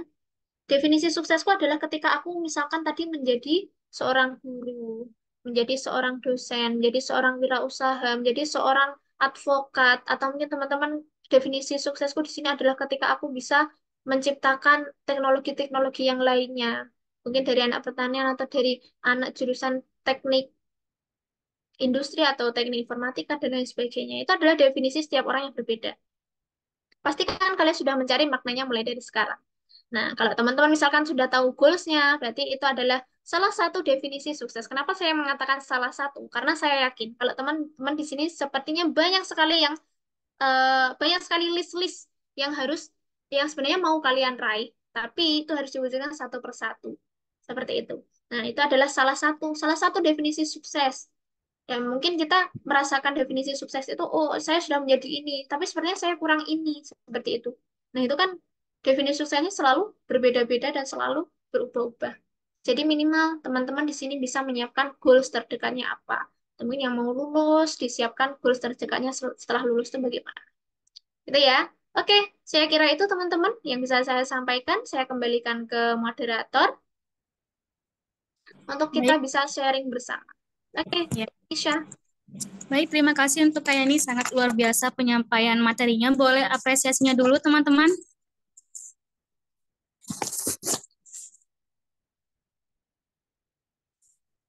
Ya, baik. Tadi setelah penyampaian materi dari Kak Yani, selanjutnya adalah sesi tanya jawab. Untuk sesi kali ini saya membuka 3 pertanyaan terlebih dahulu. Silakan raise hand bagi teman-teman yang ingin bertanya.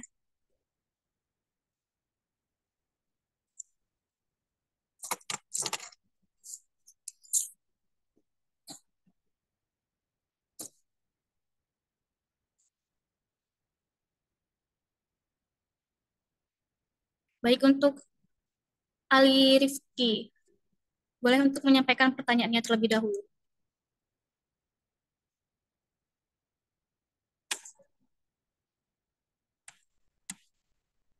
Oke, terima kasih atas waktunya. Izin perkenalkan diri. Perkenalkan, namaku Alfi dari Prodi Ilmu Kelautan Angkatan 21. Dan Alhamdulillah sekarang sedang menempuh pendidikan di Hokkaido, Jepang. Jadi di sini saya mau tanya, Kak, Ya, apa solusi yang akan Anda lakukan dengan adanya peristiwa inflasi lulusan kuliah sehingga mengakibatkan banyaknya pengangguran di Indonesia yang mengakibatkan banyak orang berpindah negara ke luar negeri dalam artian mencari kerja. Terima kasih.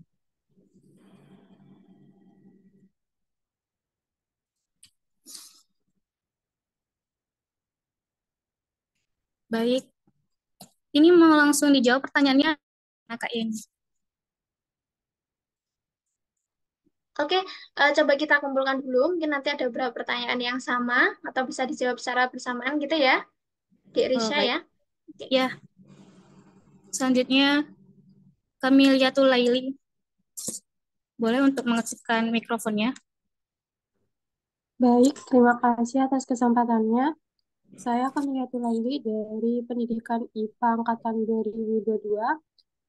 Di sini sebelumnya sudah dibahas tentang pentingnya pendidikan. Pertanyaannya adalah bagaimana Anda menilai pentingnya pendidikan tinggi dalam membentuk masa depan generasi muda bangsa. Jadi perannya pendidikan itu di mana yang kita. Terima kasih. Sama-sama.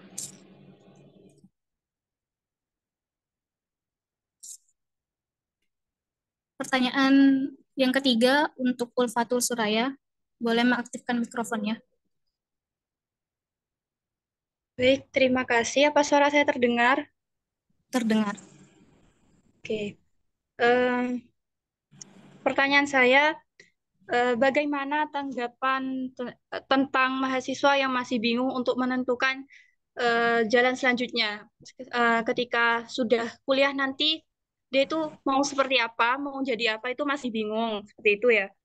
Nah, sedangkan ketika dia kuliah, dia itu tidak mengikuti organisasi ataupun tidak mengikuti event-event, jadi hanya kuliah pulang seperti itu.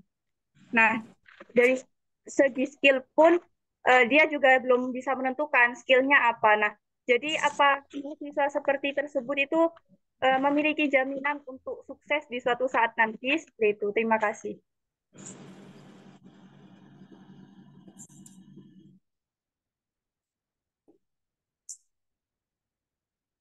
Baik. Jadi ini langsung pertanyaan ini dibacakan ulang Kak Yani. Iya, boleh deh. Boleh. Baik. Tadi pertanyaannya dari Ali, bagaimana solusi yang Anda lakukan dengan inflasi pendidikan yang mengakibatkan pengangguran dan memilih untuk bekerja di luar negeri? Apakah seperti itu pertanyaannya, Kak Ali? Nggih, benar, Kak. Iya. Oke, di Alfi ya tadi, Ali Fikri ya, Alfi ya tadi panggilannya. Kamu sedang studi di Jepang? Alhamdulillah, Kak. Saya mengikuti program International Internship yang dilakukan Oh, oleh Fakultas Pertanian. Dan sekarang saya oke. berada di Hokkaido. Lagi di Jepang ya. Kalau ada bunga sakura di sana, boleh lah nanti ya teman-teman difotokan aja. Karena emang nggak boleh dipetik dan dibawa pulang ya. Oke, Sekedar difotokan aja. informasi, Kak, untuk bunga sakura sekarang sudah gugur. Wow, ini belum anu ya, berarti bukan musimnya ya. Sudah berlalu, Kak. Oh, sudah berlalu. Oke, Iya. mantap luar biasa. Oke, ada Ali Fikri ya. Oke, mantap luar biasa pertanyaannya. Kalau misalkan diminta untuk memberikan solusi, saya kan di sini kan bukan suatu pengatur kebijakan, saya tapi kalau misalkan ditanya untuk bisa kira-kira apa yang bisa diajukan untuk bisa mengatasi adanya inflasi yang bisa menyebabkan pengangguran, kok sampai banyaknya orang-orang yang bekerja di luar negeri dan lain sebagainya, dan mereka adalah lulusan-lulusan perkuliahan. Nah, it means sepertinya kalau misalkan dari sudut pandang saya ya teman-teman, itu tidak ada salahnya bagi orang Indonesia yang ingin bekerja baik di luar negeri maupun di dalam negeri. Nah, kenapa seperti itu? Karena mungkin banyak kebijakan juga yang misalkan ditetapkan baik di dalam negeri. Kita kan tahu ya, misalkan kalau misalkan di dalam negeri itu ya karena banyak sekali persyaratan-persyaratan dan sebagainya. Atau mungkin teman-teman di sini sebenarnya melihat yang sedang FYP di TikTok kita, misalkan ada lulusan UGM tapi dia milih untuk menjadi seorang cleaning service di luar negeri di Aussie gitu ya. Ya, seperti itu. Nah, itu sebenarnya adalah sebuah pilihan dan tidak ada yang melarang untuk kita itu mau belajar di dalam negeri, mau bekerja di dalam negeri maupun di luar negeri. Seperti itu. Tapi ini bagaimana bagaimana hubungannya dengan inflasi yang disampaikan oleh De Ali Fikri tadi. Nah, yang pertama di sini sebagai tokoh-tokoh ya teman-teman, sebagai tokoh-tokoh yang ada di perguruan tinggi ya seperti itu. Mungkin banyak sekali mata kuliah atau mungkin sosialisasi yang bisa disampaikan oleh pendidikan tinggi itu. Kalau misalkan kembali ke negeri itu adalah harus. Tapi kalau misalkan kita punya kesempatan di luar negeri itu, kenapa tidak diambil? Seperti itu. Nah, ini contohnya. Ada beberapa beasiswa misalkan. Teman-teman di sini mendapatkan beasiswa. Misalkan ada yang KIP kuliah atau mungkin beasiswa beasiswa yang lainnya atau mungkin beasiswa beasiswa unggulan atau beasiswa yang dari perusahaan-perusahaan atau BUMN atau mungkin dari lembaga-lembaga yang bisa memberikan beasiswa seperti itu. Nah, itu biasanya banyak yang diminta di situ untuk menuliskan rencana kontribusimu seperti apa atau mungkin kamu berkomitmen untuk kembali ke Indonesia. Nah, itu adalah salah satu preventifnya pemerintah untuk bisa menjamin bahwasanya orang-orang Indonesia itu akan kembali ke Indonesia. Seperti itu untuk bisa mengabdi di Indonesia. Nah, sebenarnya apa sih yang menyebabkan kok banyak mereka itu yang lari ke luar negeri ya mungkin secara salary-nya beda, secara penghargaannya berbeda juga. Namun kan tidak mungkin juga di sini semuanya itu harus lari ke luar negeri. Pasti ada di sini yang diminta untuk bisa mengabdi di dalam negeri dengan catatan-catatan yang demikian itu tadi. Nah, untuk memberikan solusi, nah itu gimana ya maksud saya itu untuk bukan pengatur kebijakan itu sangat ya kecil kemungkinan bagi saya. Tapi kalau misalkan saya bisa mengusulkan sebuah solusi itu menurut saya seperti ini di Alfitri. Nah, itu bisa membuat sebuah komitmen bahwasanya seorang yang menempuh pendidikan tinggi, mereka itu memang diperbolehkan untuk keluar negeri, namun prosentasenya itu mungkin sekian, sekian, sekian. Tapi di sini bisa menuliskan sebuah esai rencana kontribusi, kalau biasanya di luar negeri itu kayak cover letter dan lain sebagainya, itu mereka sudah menuliskan kalau mereka itu akan ngapain aja di sana. Termasuk juga ini bisa diterapkan sebenarnya untuk di universitas-universitas atau pendidikan tinggi yang ada di Indonesia. Mereka itu apply-nya pakai cover letter, mereka berkomitmen, mereka akan seperti ini, termasuk berkomitmen untuk kembali ke dalam negeri. Nah, itu gambaran saya sebenarnya solusinya sudah ada sejak sudah diterapkan oleh pendidikan tinggi yang ada di Indonesia mungkin, tapi untuk frekuensi penerapannya itu masih belum maksimal seperti itu. Kalau menurut saya seperti itu dari Ali Fikri, itu dari sudut pandang saya. Dan monggo untuk teman-teman di sini kita karena temanya adalah sharing, mungkin teman-teman di sini mau ada yang menambahkan, boleh banget, boleh. Boleh sekali ya. Gitu. Oke, gitu saya kembalikan ke moderator. Baik, Kak. Bagaimana Jawabannya dari Kak Ali. Saya kira cukup. Terima kasih. Ya, sama-sama. Pertanyaan selanjutnya dari Kak Kamiliatul Laili terkait bagaimana peran pendidikan. Seperti itu ya Kak Laili? Iya. Ya, boleh dijawab Kak Yani? Oke, jadi dari Dek Kamila ya, Kamilia. Oke, Kami bagaimana peran pendidikan untuk generasi bangsa gitu ya? Oke, bagaimana peran pendidikan? Kita bisa kembalikan lagi Dek Kamil ke definisi pendidikan dan kita apa namanya? Coba kita relasikan dengan slide kita yang terakhir tadi. Pendidikan itu tadi merupakan sebuah usaha ya, sebuah usaha atau upaya atau apapun itu untuk menumbuh kembangkan, untuk menumbuhkan, mengembangkan budi pekerti, termasuk juga secara lahir maupun batin. Lahir maupun batin ini berarti termasuk skill, termasuk akademiknya gimana, seperti itu, termasuk pengetahuan-pengetahuan yang lainnya, baik secara lahir maupun batin ya, ini berarti di situ. Termasuk juga karakternya bagaimana. Nah, apa ini relevansinya dengan untuk generasi bangsa dan of course ya teman-teman di sini sebagai generasi penerus bangsa yang katanya di 2045 itu adalah tahun emasnya Indonesia karena tepat 100 tahun di sana itu menjadi targetnya. Jadi untuk bisa menempuh pendidikan tinggi, kita tadi kan diajarkan untuk bisa berpikir secara sistematis, berpikir secara critical thinking-nya bagaimana, open minded-nya bagaimana, bagaimana berdiskusi, bagaimana menemukan masalah dan lain sebagainya. Dan kalau misalkan sebagai generasi bangsa tidak memiliki kemampuan-kemampuan itu, bagaimana dengan permasalahan-permasalahan yang ada di Indonesia? Contoh, misalkan yang paling dekat dengan saya pribadi, misalkan dunia pendidikan.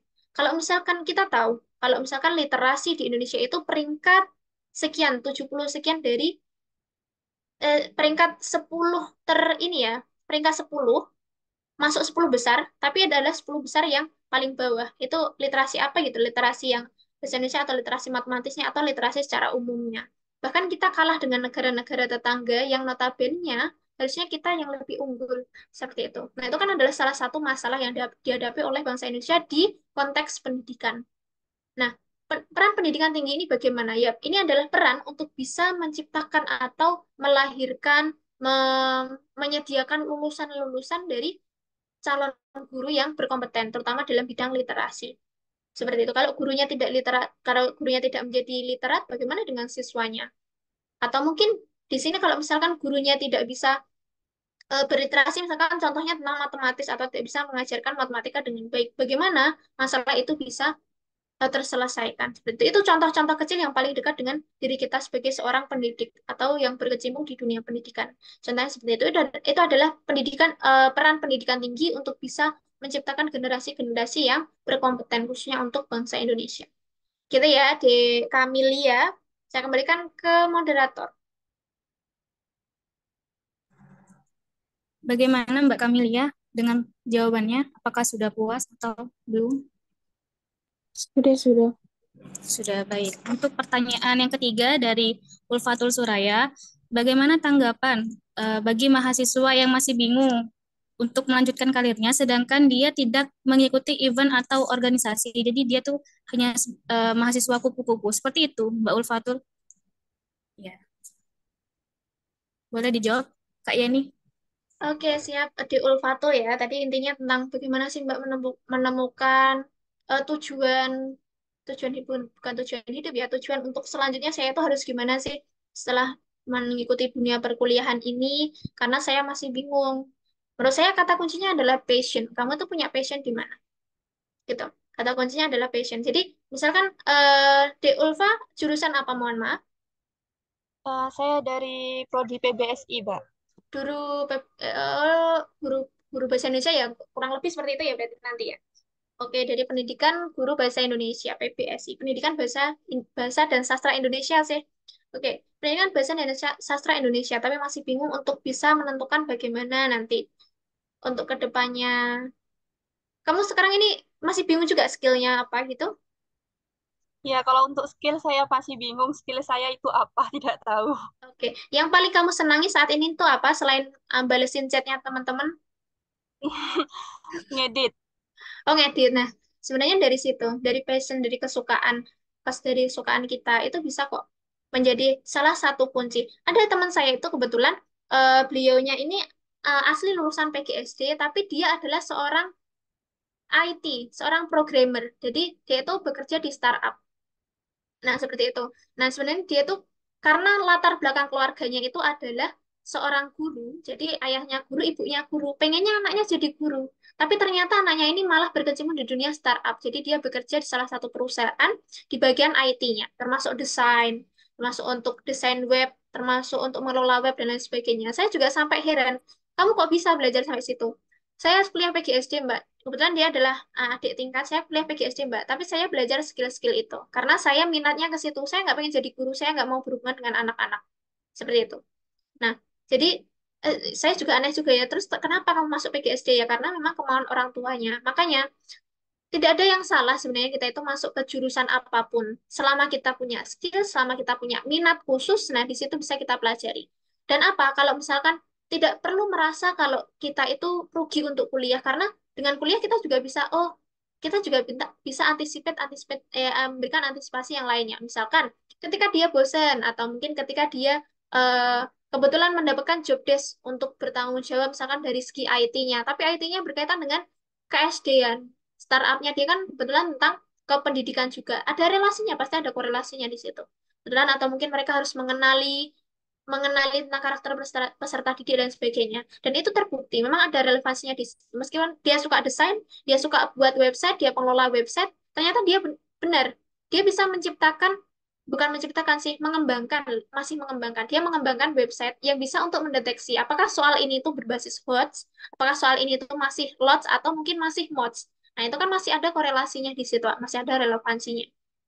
Jadi, kalau misalkan dari sudut pandang saya pribadi, kalau misalkan belum menemukan sepertinya skill saya itu apa. Setelah ini saya mau jadi apa? Itu yang pertama adalah kenali dulu kamu itu suka apa sih sebenarnya? Apakah aku suka menulis? Apa aku suka, misalkan di Ulfa tadi adalah suka desain? Ya berarti itu bisa jadi itu adalah salah satu. Mungkin habis ini di Ulfa ini meskipun tidak berkecimpung langsung di dunia pendidikan di sekolah mengajar anak-anak, bisa jadi nanti bisa ke penerbitan, membuat desain desain dari buku-buku. Ada juga ini adik tingkat saya, ya yang dari UNY itu adik tingkat saya, dia tidak ingin menjadi guru, tapi dia ingin menjadi editor buku. Dia ingin menjadi editor buku. Karena apa? Hobinya dia adalah menganalisis buku, bukan hobi sih sebenarnya, berkaitan dengan tugas akhirnya dia. Tugas akhirnya dia adalah menganalisis buku. Buku ini tuh kelemahannya apa, kelebihannya apa, kemudian dia kasih dengan teori. Nah, dia juga suka menulis juga. Kemudian dia tulis di jurnal atau di artikel seperti itu. Nah, akhirnya dia apa? Aku nggak pengen jadi guru, Mbak. Aku pengen jadi editor buku. Aku pengen bekerja pokoknya di dunia perbukuan seperti itu. Entah itu editor, layout, dan lain sebagainya. Yang terpenting bagi Dulfa sekarang, apa yang kamu senangi, dan itu temukan dulu apa yang kamu senangi, nanti kamu akan menemukan, misalnya kamu akan menemukan kamu sebenarnya pengen nantinya ingin menjadi apa dan fokus kemana. Kalau itu dari sudut pandang saya Dulfa, seperti itu. Bagaimana Mbak Ulfa atas jawabannya? Baik, terima kasih Mbak atas jawabannya. Iya. Kak Yani, ini karena masih ada waktu, apakah boleh untuk membuka sesi pertanyaan selanjutnya atau sudah cukup? Boleh deh, silakan. Misalkan masih ada satu termin lagi, monggo disilakan, boleh. Boleh. Ya, ini sudah ada. Silakan untuk Kak Arif, boleh untuk mengajukan pertanyaannya. Ya, baik. Terima kasih, moderator. Sebenarnya ini bukan tentang saya, Mbak, tapi teman saya. Jadi teman saya itu ada yang jurusan sistem informasi. Tapi karena dia tuh sering ngeliat saya di kos, apa namanya ya, santai-santai aja gitu kuliah di PGSD. Dia tuh merasa kalau dia salah jurusan, jadi dia mau ke PGSD gitu. Tapi dia itu sudah semester 4 Mbak sekarang. Nah, itu menurut Mbak bagaimana? Dia tuh nggak merasa nggak cocok di sistem informasi, terus nilainya juga rendah seperti itu Mbak. Oke, boleh langsung saya tanggapi aja ya dari saya. Atau Iya, mungkin Mbak. ada pertanyaan lain dulu, mau kita tampung dulu, boleh?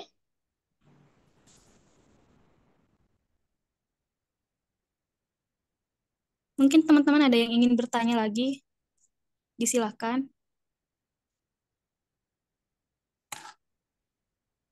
Sepertinya tidak ada, Mbak. Oke, sepertinya tidak ada ya. Berarti kita cukupkan untuk terakhir di Arif ini ya berarti ya.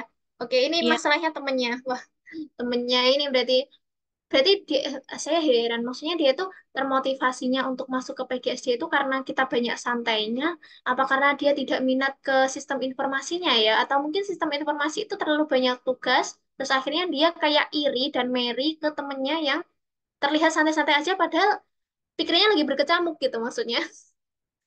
Gitu. Ya di Arif ya. Iya Mbak, dia kalau di kos tuh sering lihat saya santai-santai, padahal ya PGSD kan ada kesusahannya sendiri, sistem informasi ada kesusahannya sendiri gitu. Tapi dia selalu ngeliat saya santai-santai gitu di kosan, padahal Hmm. saya ngerjainnya ya di lain di lain-lain gitu. Iya benar. Mungkin dia pas melihatnya pas lagi santai ya. Jadinya ya mungkin dia kiranya santai-santai aja. Kalau dari sudut pandang saya di Arif, kalau misalkan demikian, dia dia bilang kayak gitu. Misalkan dia bilang, oh, saya kayaknya saya mau pindah ke PGSD aja deh. Kayaknya ini lebih ringan atau lebih, lebih mudah. Ini tambahan di chat tadi dari Dek Madika ya. PGSD nilainya A semua Mbak. Kalau sistem informasi banyak C-nya. Nah, cobalah kalau misalkan ada teman di Arif yang seperti itu, tanyain coba dikonfirmasi. Maksudnya motivasi kamu itu beneran mau masuk PGSD itu seperti apa? Apakah benar memang cuma karena ini? Kalau cuma karena ini saja, apakah kamu tuh nggak sayang dengan apa yang sudah kamu tempuh selama ini? Kalau misalkan nilai kamu jelek itu sebenarnya apa yang misalkan kamu bisa cross check atau bisa kamu koreksi dari diri kamu, kenapa kamu kok bisa seperti itu? Apakah itu terlalu sulit? Kalau misalkan terlalu sulit, apakah kamu menganggap bahwasanya jurusan PGSD itu sangat mudah sehingga kamu bisa menyelesaikannya? Nah, itu kan sebenarnya hanya anggapan-anggapan mindset bahwasanya OPGSD itu pasti mudah. Sedangkan teknik itu pasti sulit. Meskipun saya sendiri juga pastinya masih bermindset seperti itu ya teman-teman. Pasti masih ada seperti ini. Anak teknik pasti susah lulusnya. Kalau anak PGSD 3,5 tahun lah biasanya udah bisa sikat gitu. Nah, pasti mindset-mindset seperti itu juga masih terlintas mungkin di benaknya mereka. Tapi kembali lagi, apakah memang benar minatnya untuk bisa pindah ke PGSD itu karena memang dia bisa menyelesaikan semua yang ada di PGSD? Karena kan memang ini berkaitan dengan apa ya namanya kesungguhan juga, resilience juga, ketangguhannya dia juga. Jangan-jangan dia itu nggak nggak maksimal di sistem informasi karena memang dia kurang tangguh di sana. Atau mungkin ada faktor-faktor lain. Nah, seperti itu. Sebenarnya untuk ngejudge, maksudnya untuk memutuskan masalah yang demikian itu tidak bisa dengan langsung satu satu jalan gitu ya. Kita harus konfirmasi dulu sebenarnya eh, sebenarnya apa yang kamu inginkan, kenapa kamu kok seperti ini, dan masih banyak pertanyaan-pertanyaan yang lainnya. Kalau dari sudut pandang saya harus seperti itu di Arif. Jadi kita konfirmasi dulu sebenarnya apa yang kamu ini, apakah kamu yakin atau mungkin kamu cuma pengen aja, atau mungkin kamu hanya takut aja kalau nilaimu itu jelek. Sebenarnya bahkan ini apa namanya orientasi dari kuliah itu kan bukan hanya sebuah IPK, tapi masih ada skill-skill kamu yang lainnya. Kamu sebagai anak sistem informasi, aku juga pasti banyak pengetahuan yang tidak aku bisa dapatkan seperti kamu pun juga demikian. Seperti itu kalau menurut saya dari. Oke, saya kembalikan ke moderator. Baik, Kak. Bagaimana jawabannya dari Kak Arif? Eh, boleh saya tanggapin sedikit ya Mbak? Iya. Sebenarnya sebelumnya saya udah kayak nyaranin gitu. Ini kamu mau pindah atau gimana? Kalau pindah itu kan sayang gitu, dia udah 2 tahun di sistem informasi. Terus eh, saya juga udah nanya di PGSD juga sebenarnya ada susahnya sendiri. Kamu sanggup nggak buat ya serius gitu jalaninnya? Terus dia juga eh, kan dia pasti udah nyadar diri gitu Mbak. Kayak dia di sistem informasi tuh kalau misal masih mau lanjut gitu ya, dia kemungkinan maksimal gitu di apa semesternya tuh kemungkinan lulusnya itu sampai 14 Mbak. Soalnya dia kayak nggak menguasai banget lah, jelek nilainya gitu Mbak. Oke, oke. Berarti kalau dari sini, kalau saya tangkap sebenarnya dari mindsetnya dia ya. Dia tuh kayak sudah ketakutan dulu gitu ya. Jadi, sepertinya saya nggak bisa nih. Sepertinya saya ini nih. Seperti itu. Kalau misalkan digali lebih mendalam, kalau menurut saya, nah mungkin dia tuh punya ketakutan-ketakutan seperti itu tuh pasti ada faktor-faktor psikologi yang lainnya. Apakah dia itu ada mungkin ada temennya yang menakut-nakuti atau mungkin ada dosennya yang ini atau dia mendapat tekanan tertentu. Nah, itu harus digali lebih mendalam lagi. Jangan sampai keputusan yang hanya maksudnya yang hanya sebentar itu maksudnya terlalu cepat memutuskan terus akhirnya dia kayak merasa menyesal. Atau kalau dia terlalu terlalu ini deh. Kalau mungkin dia terlalu antusias atau terlalu kepo dengan PGSD, cobalah kamu kuliah misalkan double degree gitu, satunya di UT atau gimana gitu. Mau kalau kamu mau nyobain kuliah PGSD biar kamu bisa merasakan gitu. Iya sih itu nggak bisa langsung diputuskan ya harus banyak pihak yang terlibat nanti ya berarti di situ ya. Nah itu bahkan nanti bisa jadi itu seorang psikolog juga harus terlibat di sana. Sebenarnya apa yang membuat kamu seperti itu? Sampai dia itu kayak nggak punya motivasi lah gitu ya istilahnya. Dia tuh sudah pasrah. Kayaknya aku bakalan lulus 14 semester nih dan lain sebagainya gitu. Itu yang menurut saya dari ya. Iya, terima kasih Mbak. Oke siap. Baik, karena sesi penyampaian materi dan juga sesi tanya jawab telah selesai, selanjutnya adalah sesi pembacaan simpulan. Sebelumnya saya ucapkan terima kasih kepada para peserta yang telah menyimak materi kita pada hari ini, dan juga terima kasih kepada Kak Yeni, penyampaian materinya yang sangat luar biasa.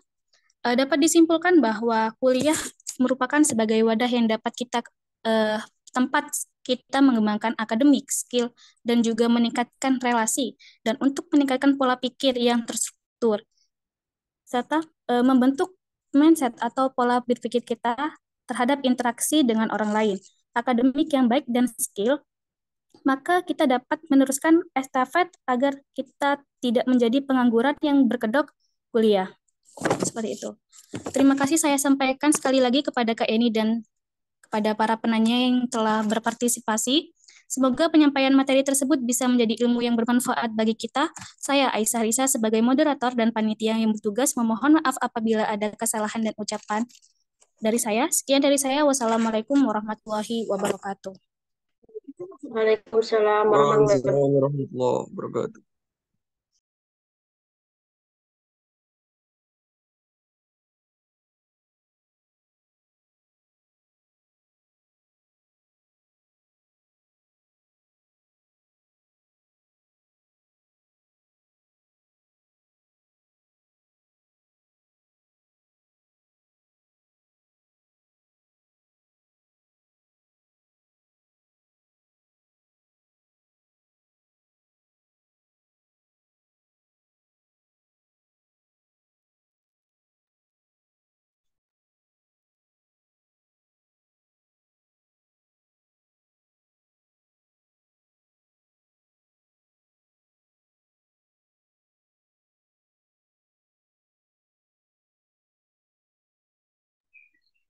Baik, terima kasih kepada moderator dan juga pemateri kita pada hari ini. Acara selanjutnya yaitu pemberian sertifikat kepada pemateri dan foto bersama kepada yang bertugas dipersilakan.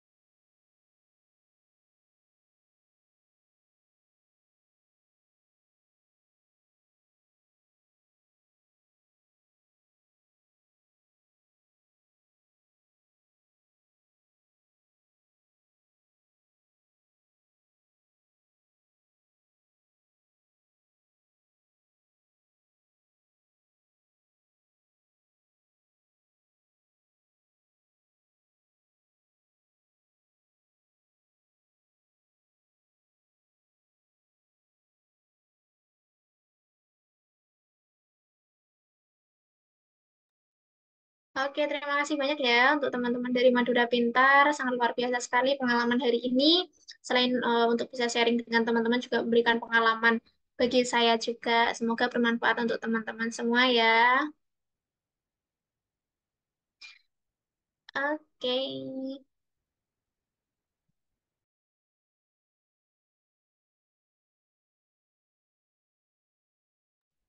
Terima kasih juga Kak Yeni. Baik, terima kasih. Selanjutnya adalah sesi foto bersama kepada seluruh panitia dan juga seluruh peserta dimohon untuk on cam terlebih dahulu.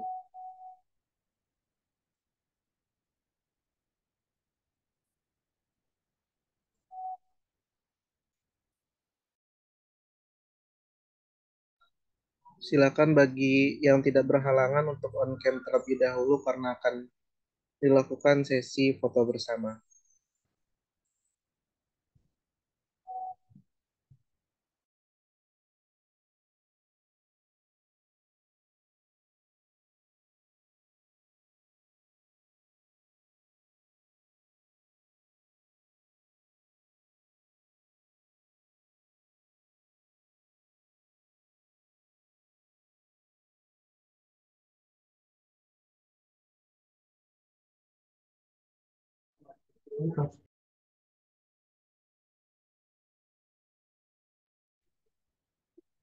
Baik, apakah sudah siap semuanya?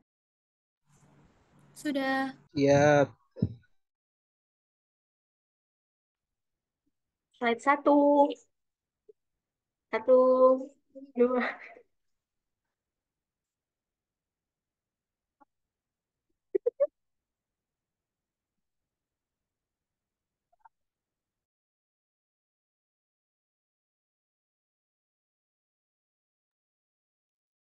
Slide 2. Bingung.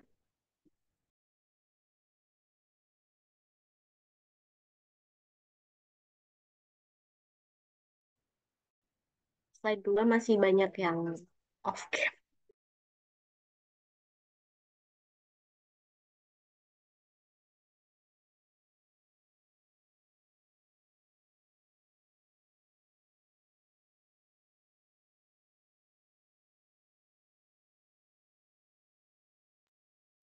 Satu, dua.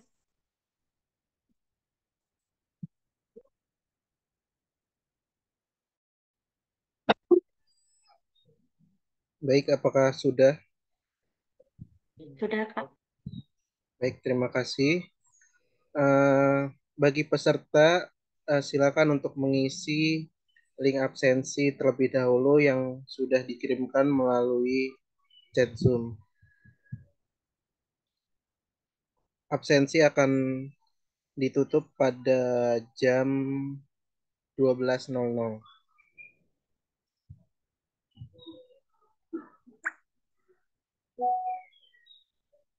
Baik, terima kasih. Acara selanjutnya yaitu pengumuman penanya terbaik, yaitu 2 penanya terbaik. Kepada yang bertugas dipersilakan.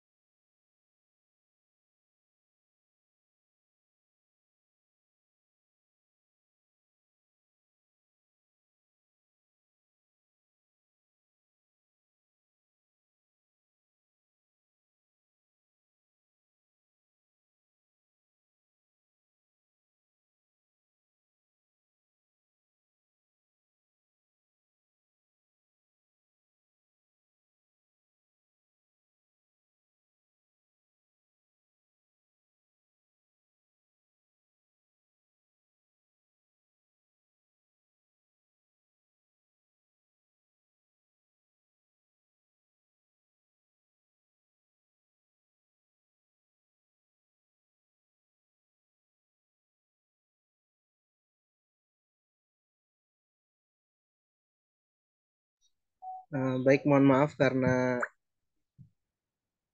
sedang memilih penanya terbaik. Penanya terbaik yaitu Mas Ali Fikri dan juga Ulfatur Suraya. Untuk penanya terbaik, silakan untuk chat pribadi kepada admin di grup peserta untuk dikirimkan door prize-nya.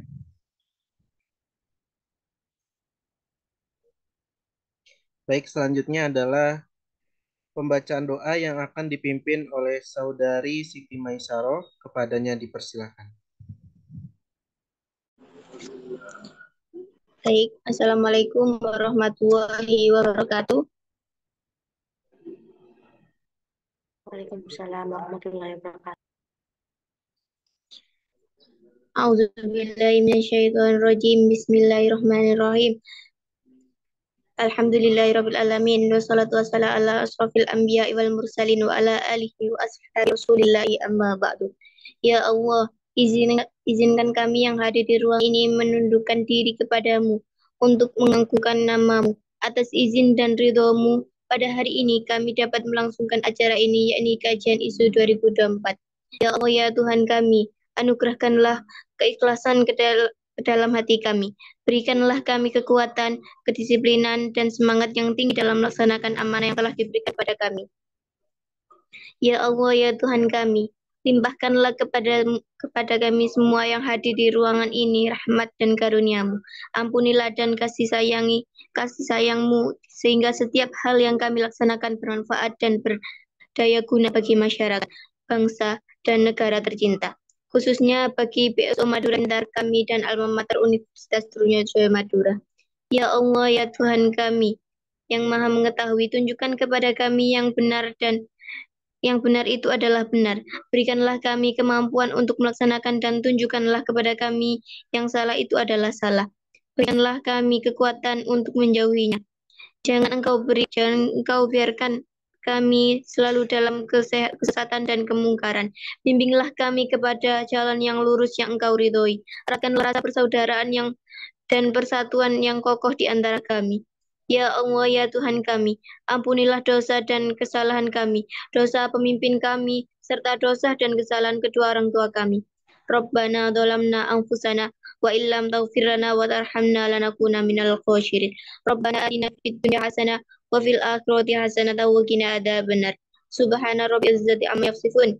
Wassalamu alal mursalin walhamdulillahi rabbil alamin. Lahumul Fatihah. Assalamualaikum warahmatullahi wabarakatuh. Baik, terima kasih. Waalaikumsalam warahmatullahi wabarakatuh. Baik, terima kasih. Acara selanjutnya yaitu penutup. Marilah kita tutup acara ini dengan bacaan hamdalah bersama-sama. Alhamdulillahirabbil alamin. Saya Arif Praditya sebagai pembawa acara undur diri dan mohon maaf apabila terdapat kesalahan kata maupun sikap. Wassalamualaikum warahmatullahi wabarakatuh. Waalaikumsalam warahmatullahi wabarakatuh. Waalaikumsalam warahmatullahi wabarakatuh. Kepada semuanya dipersilakan untuk meninggalkan Zoom-nya. Terima kasih. Terima kasih Kak Yeni. Terima kasih, Kak. Terima kasih, Kak.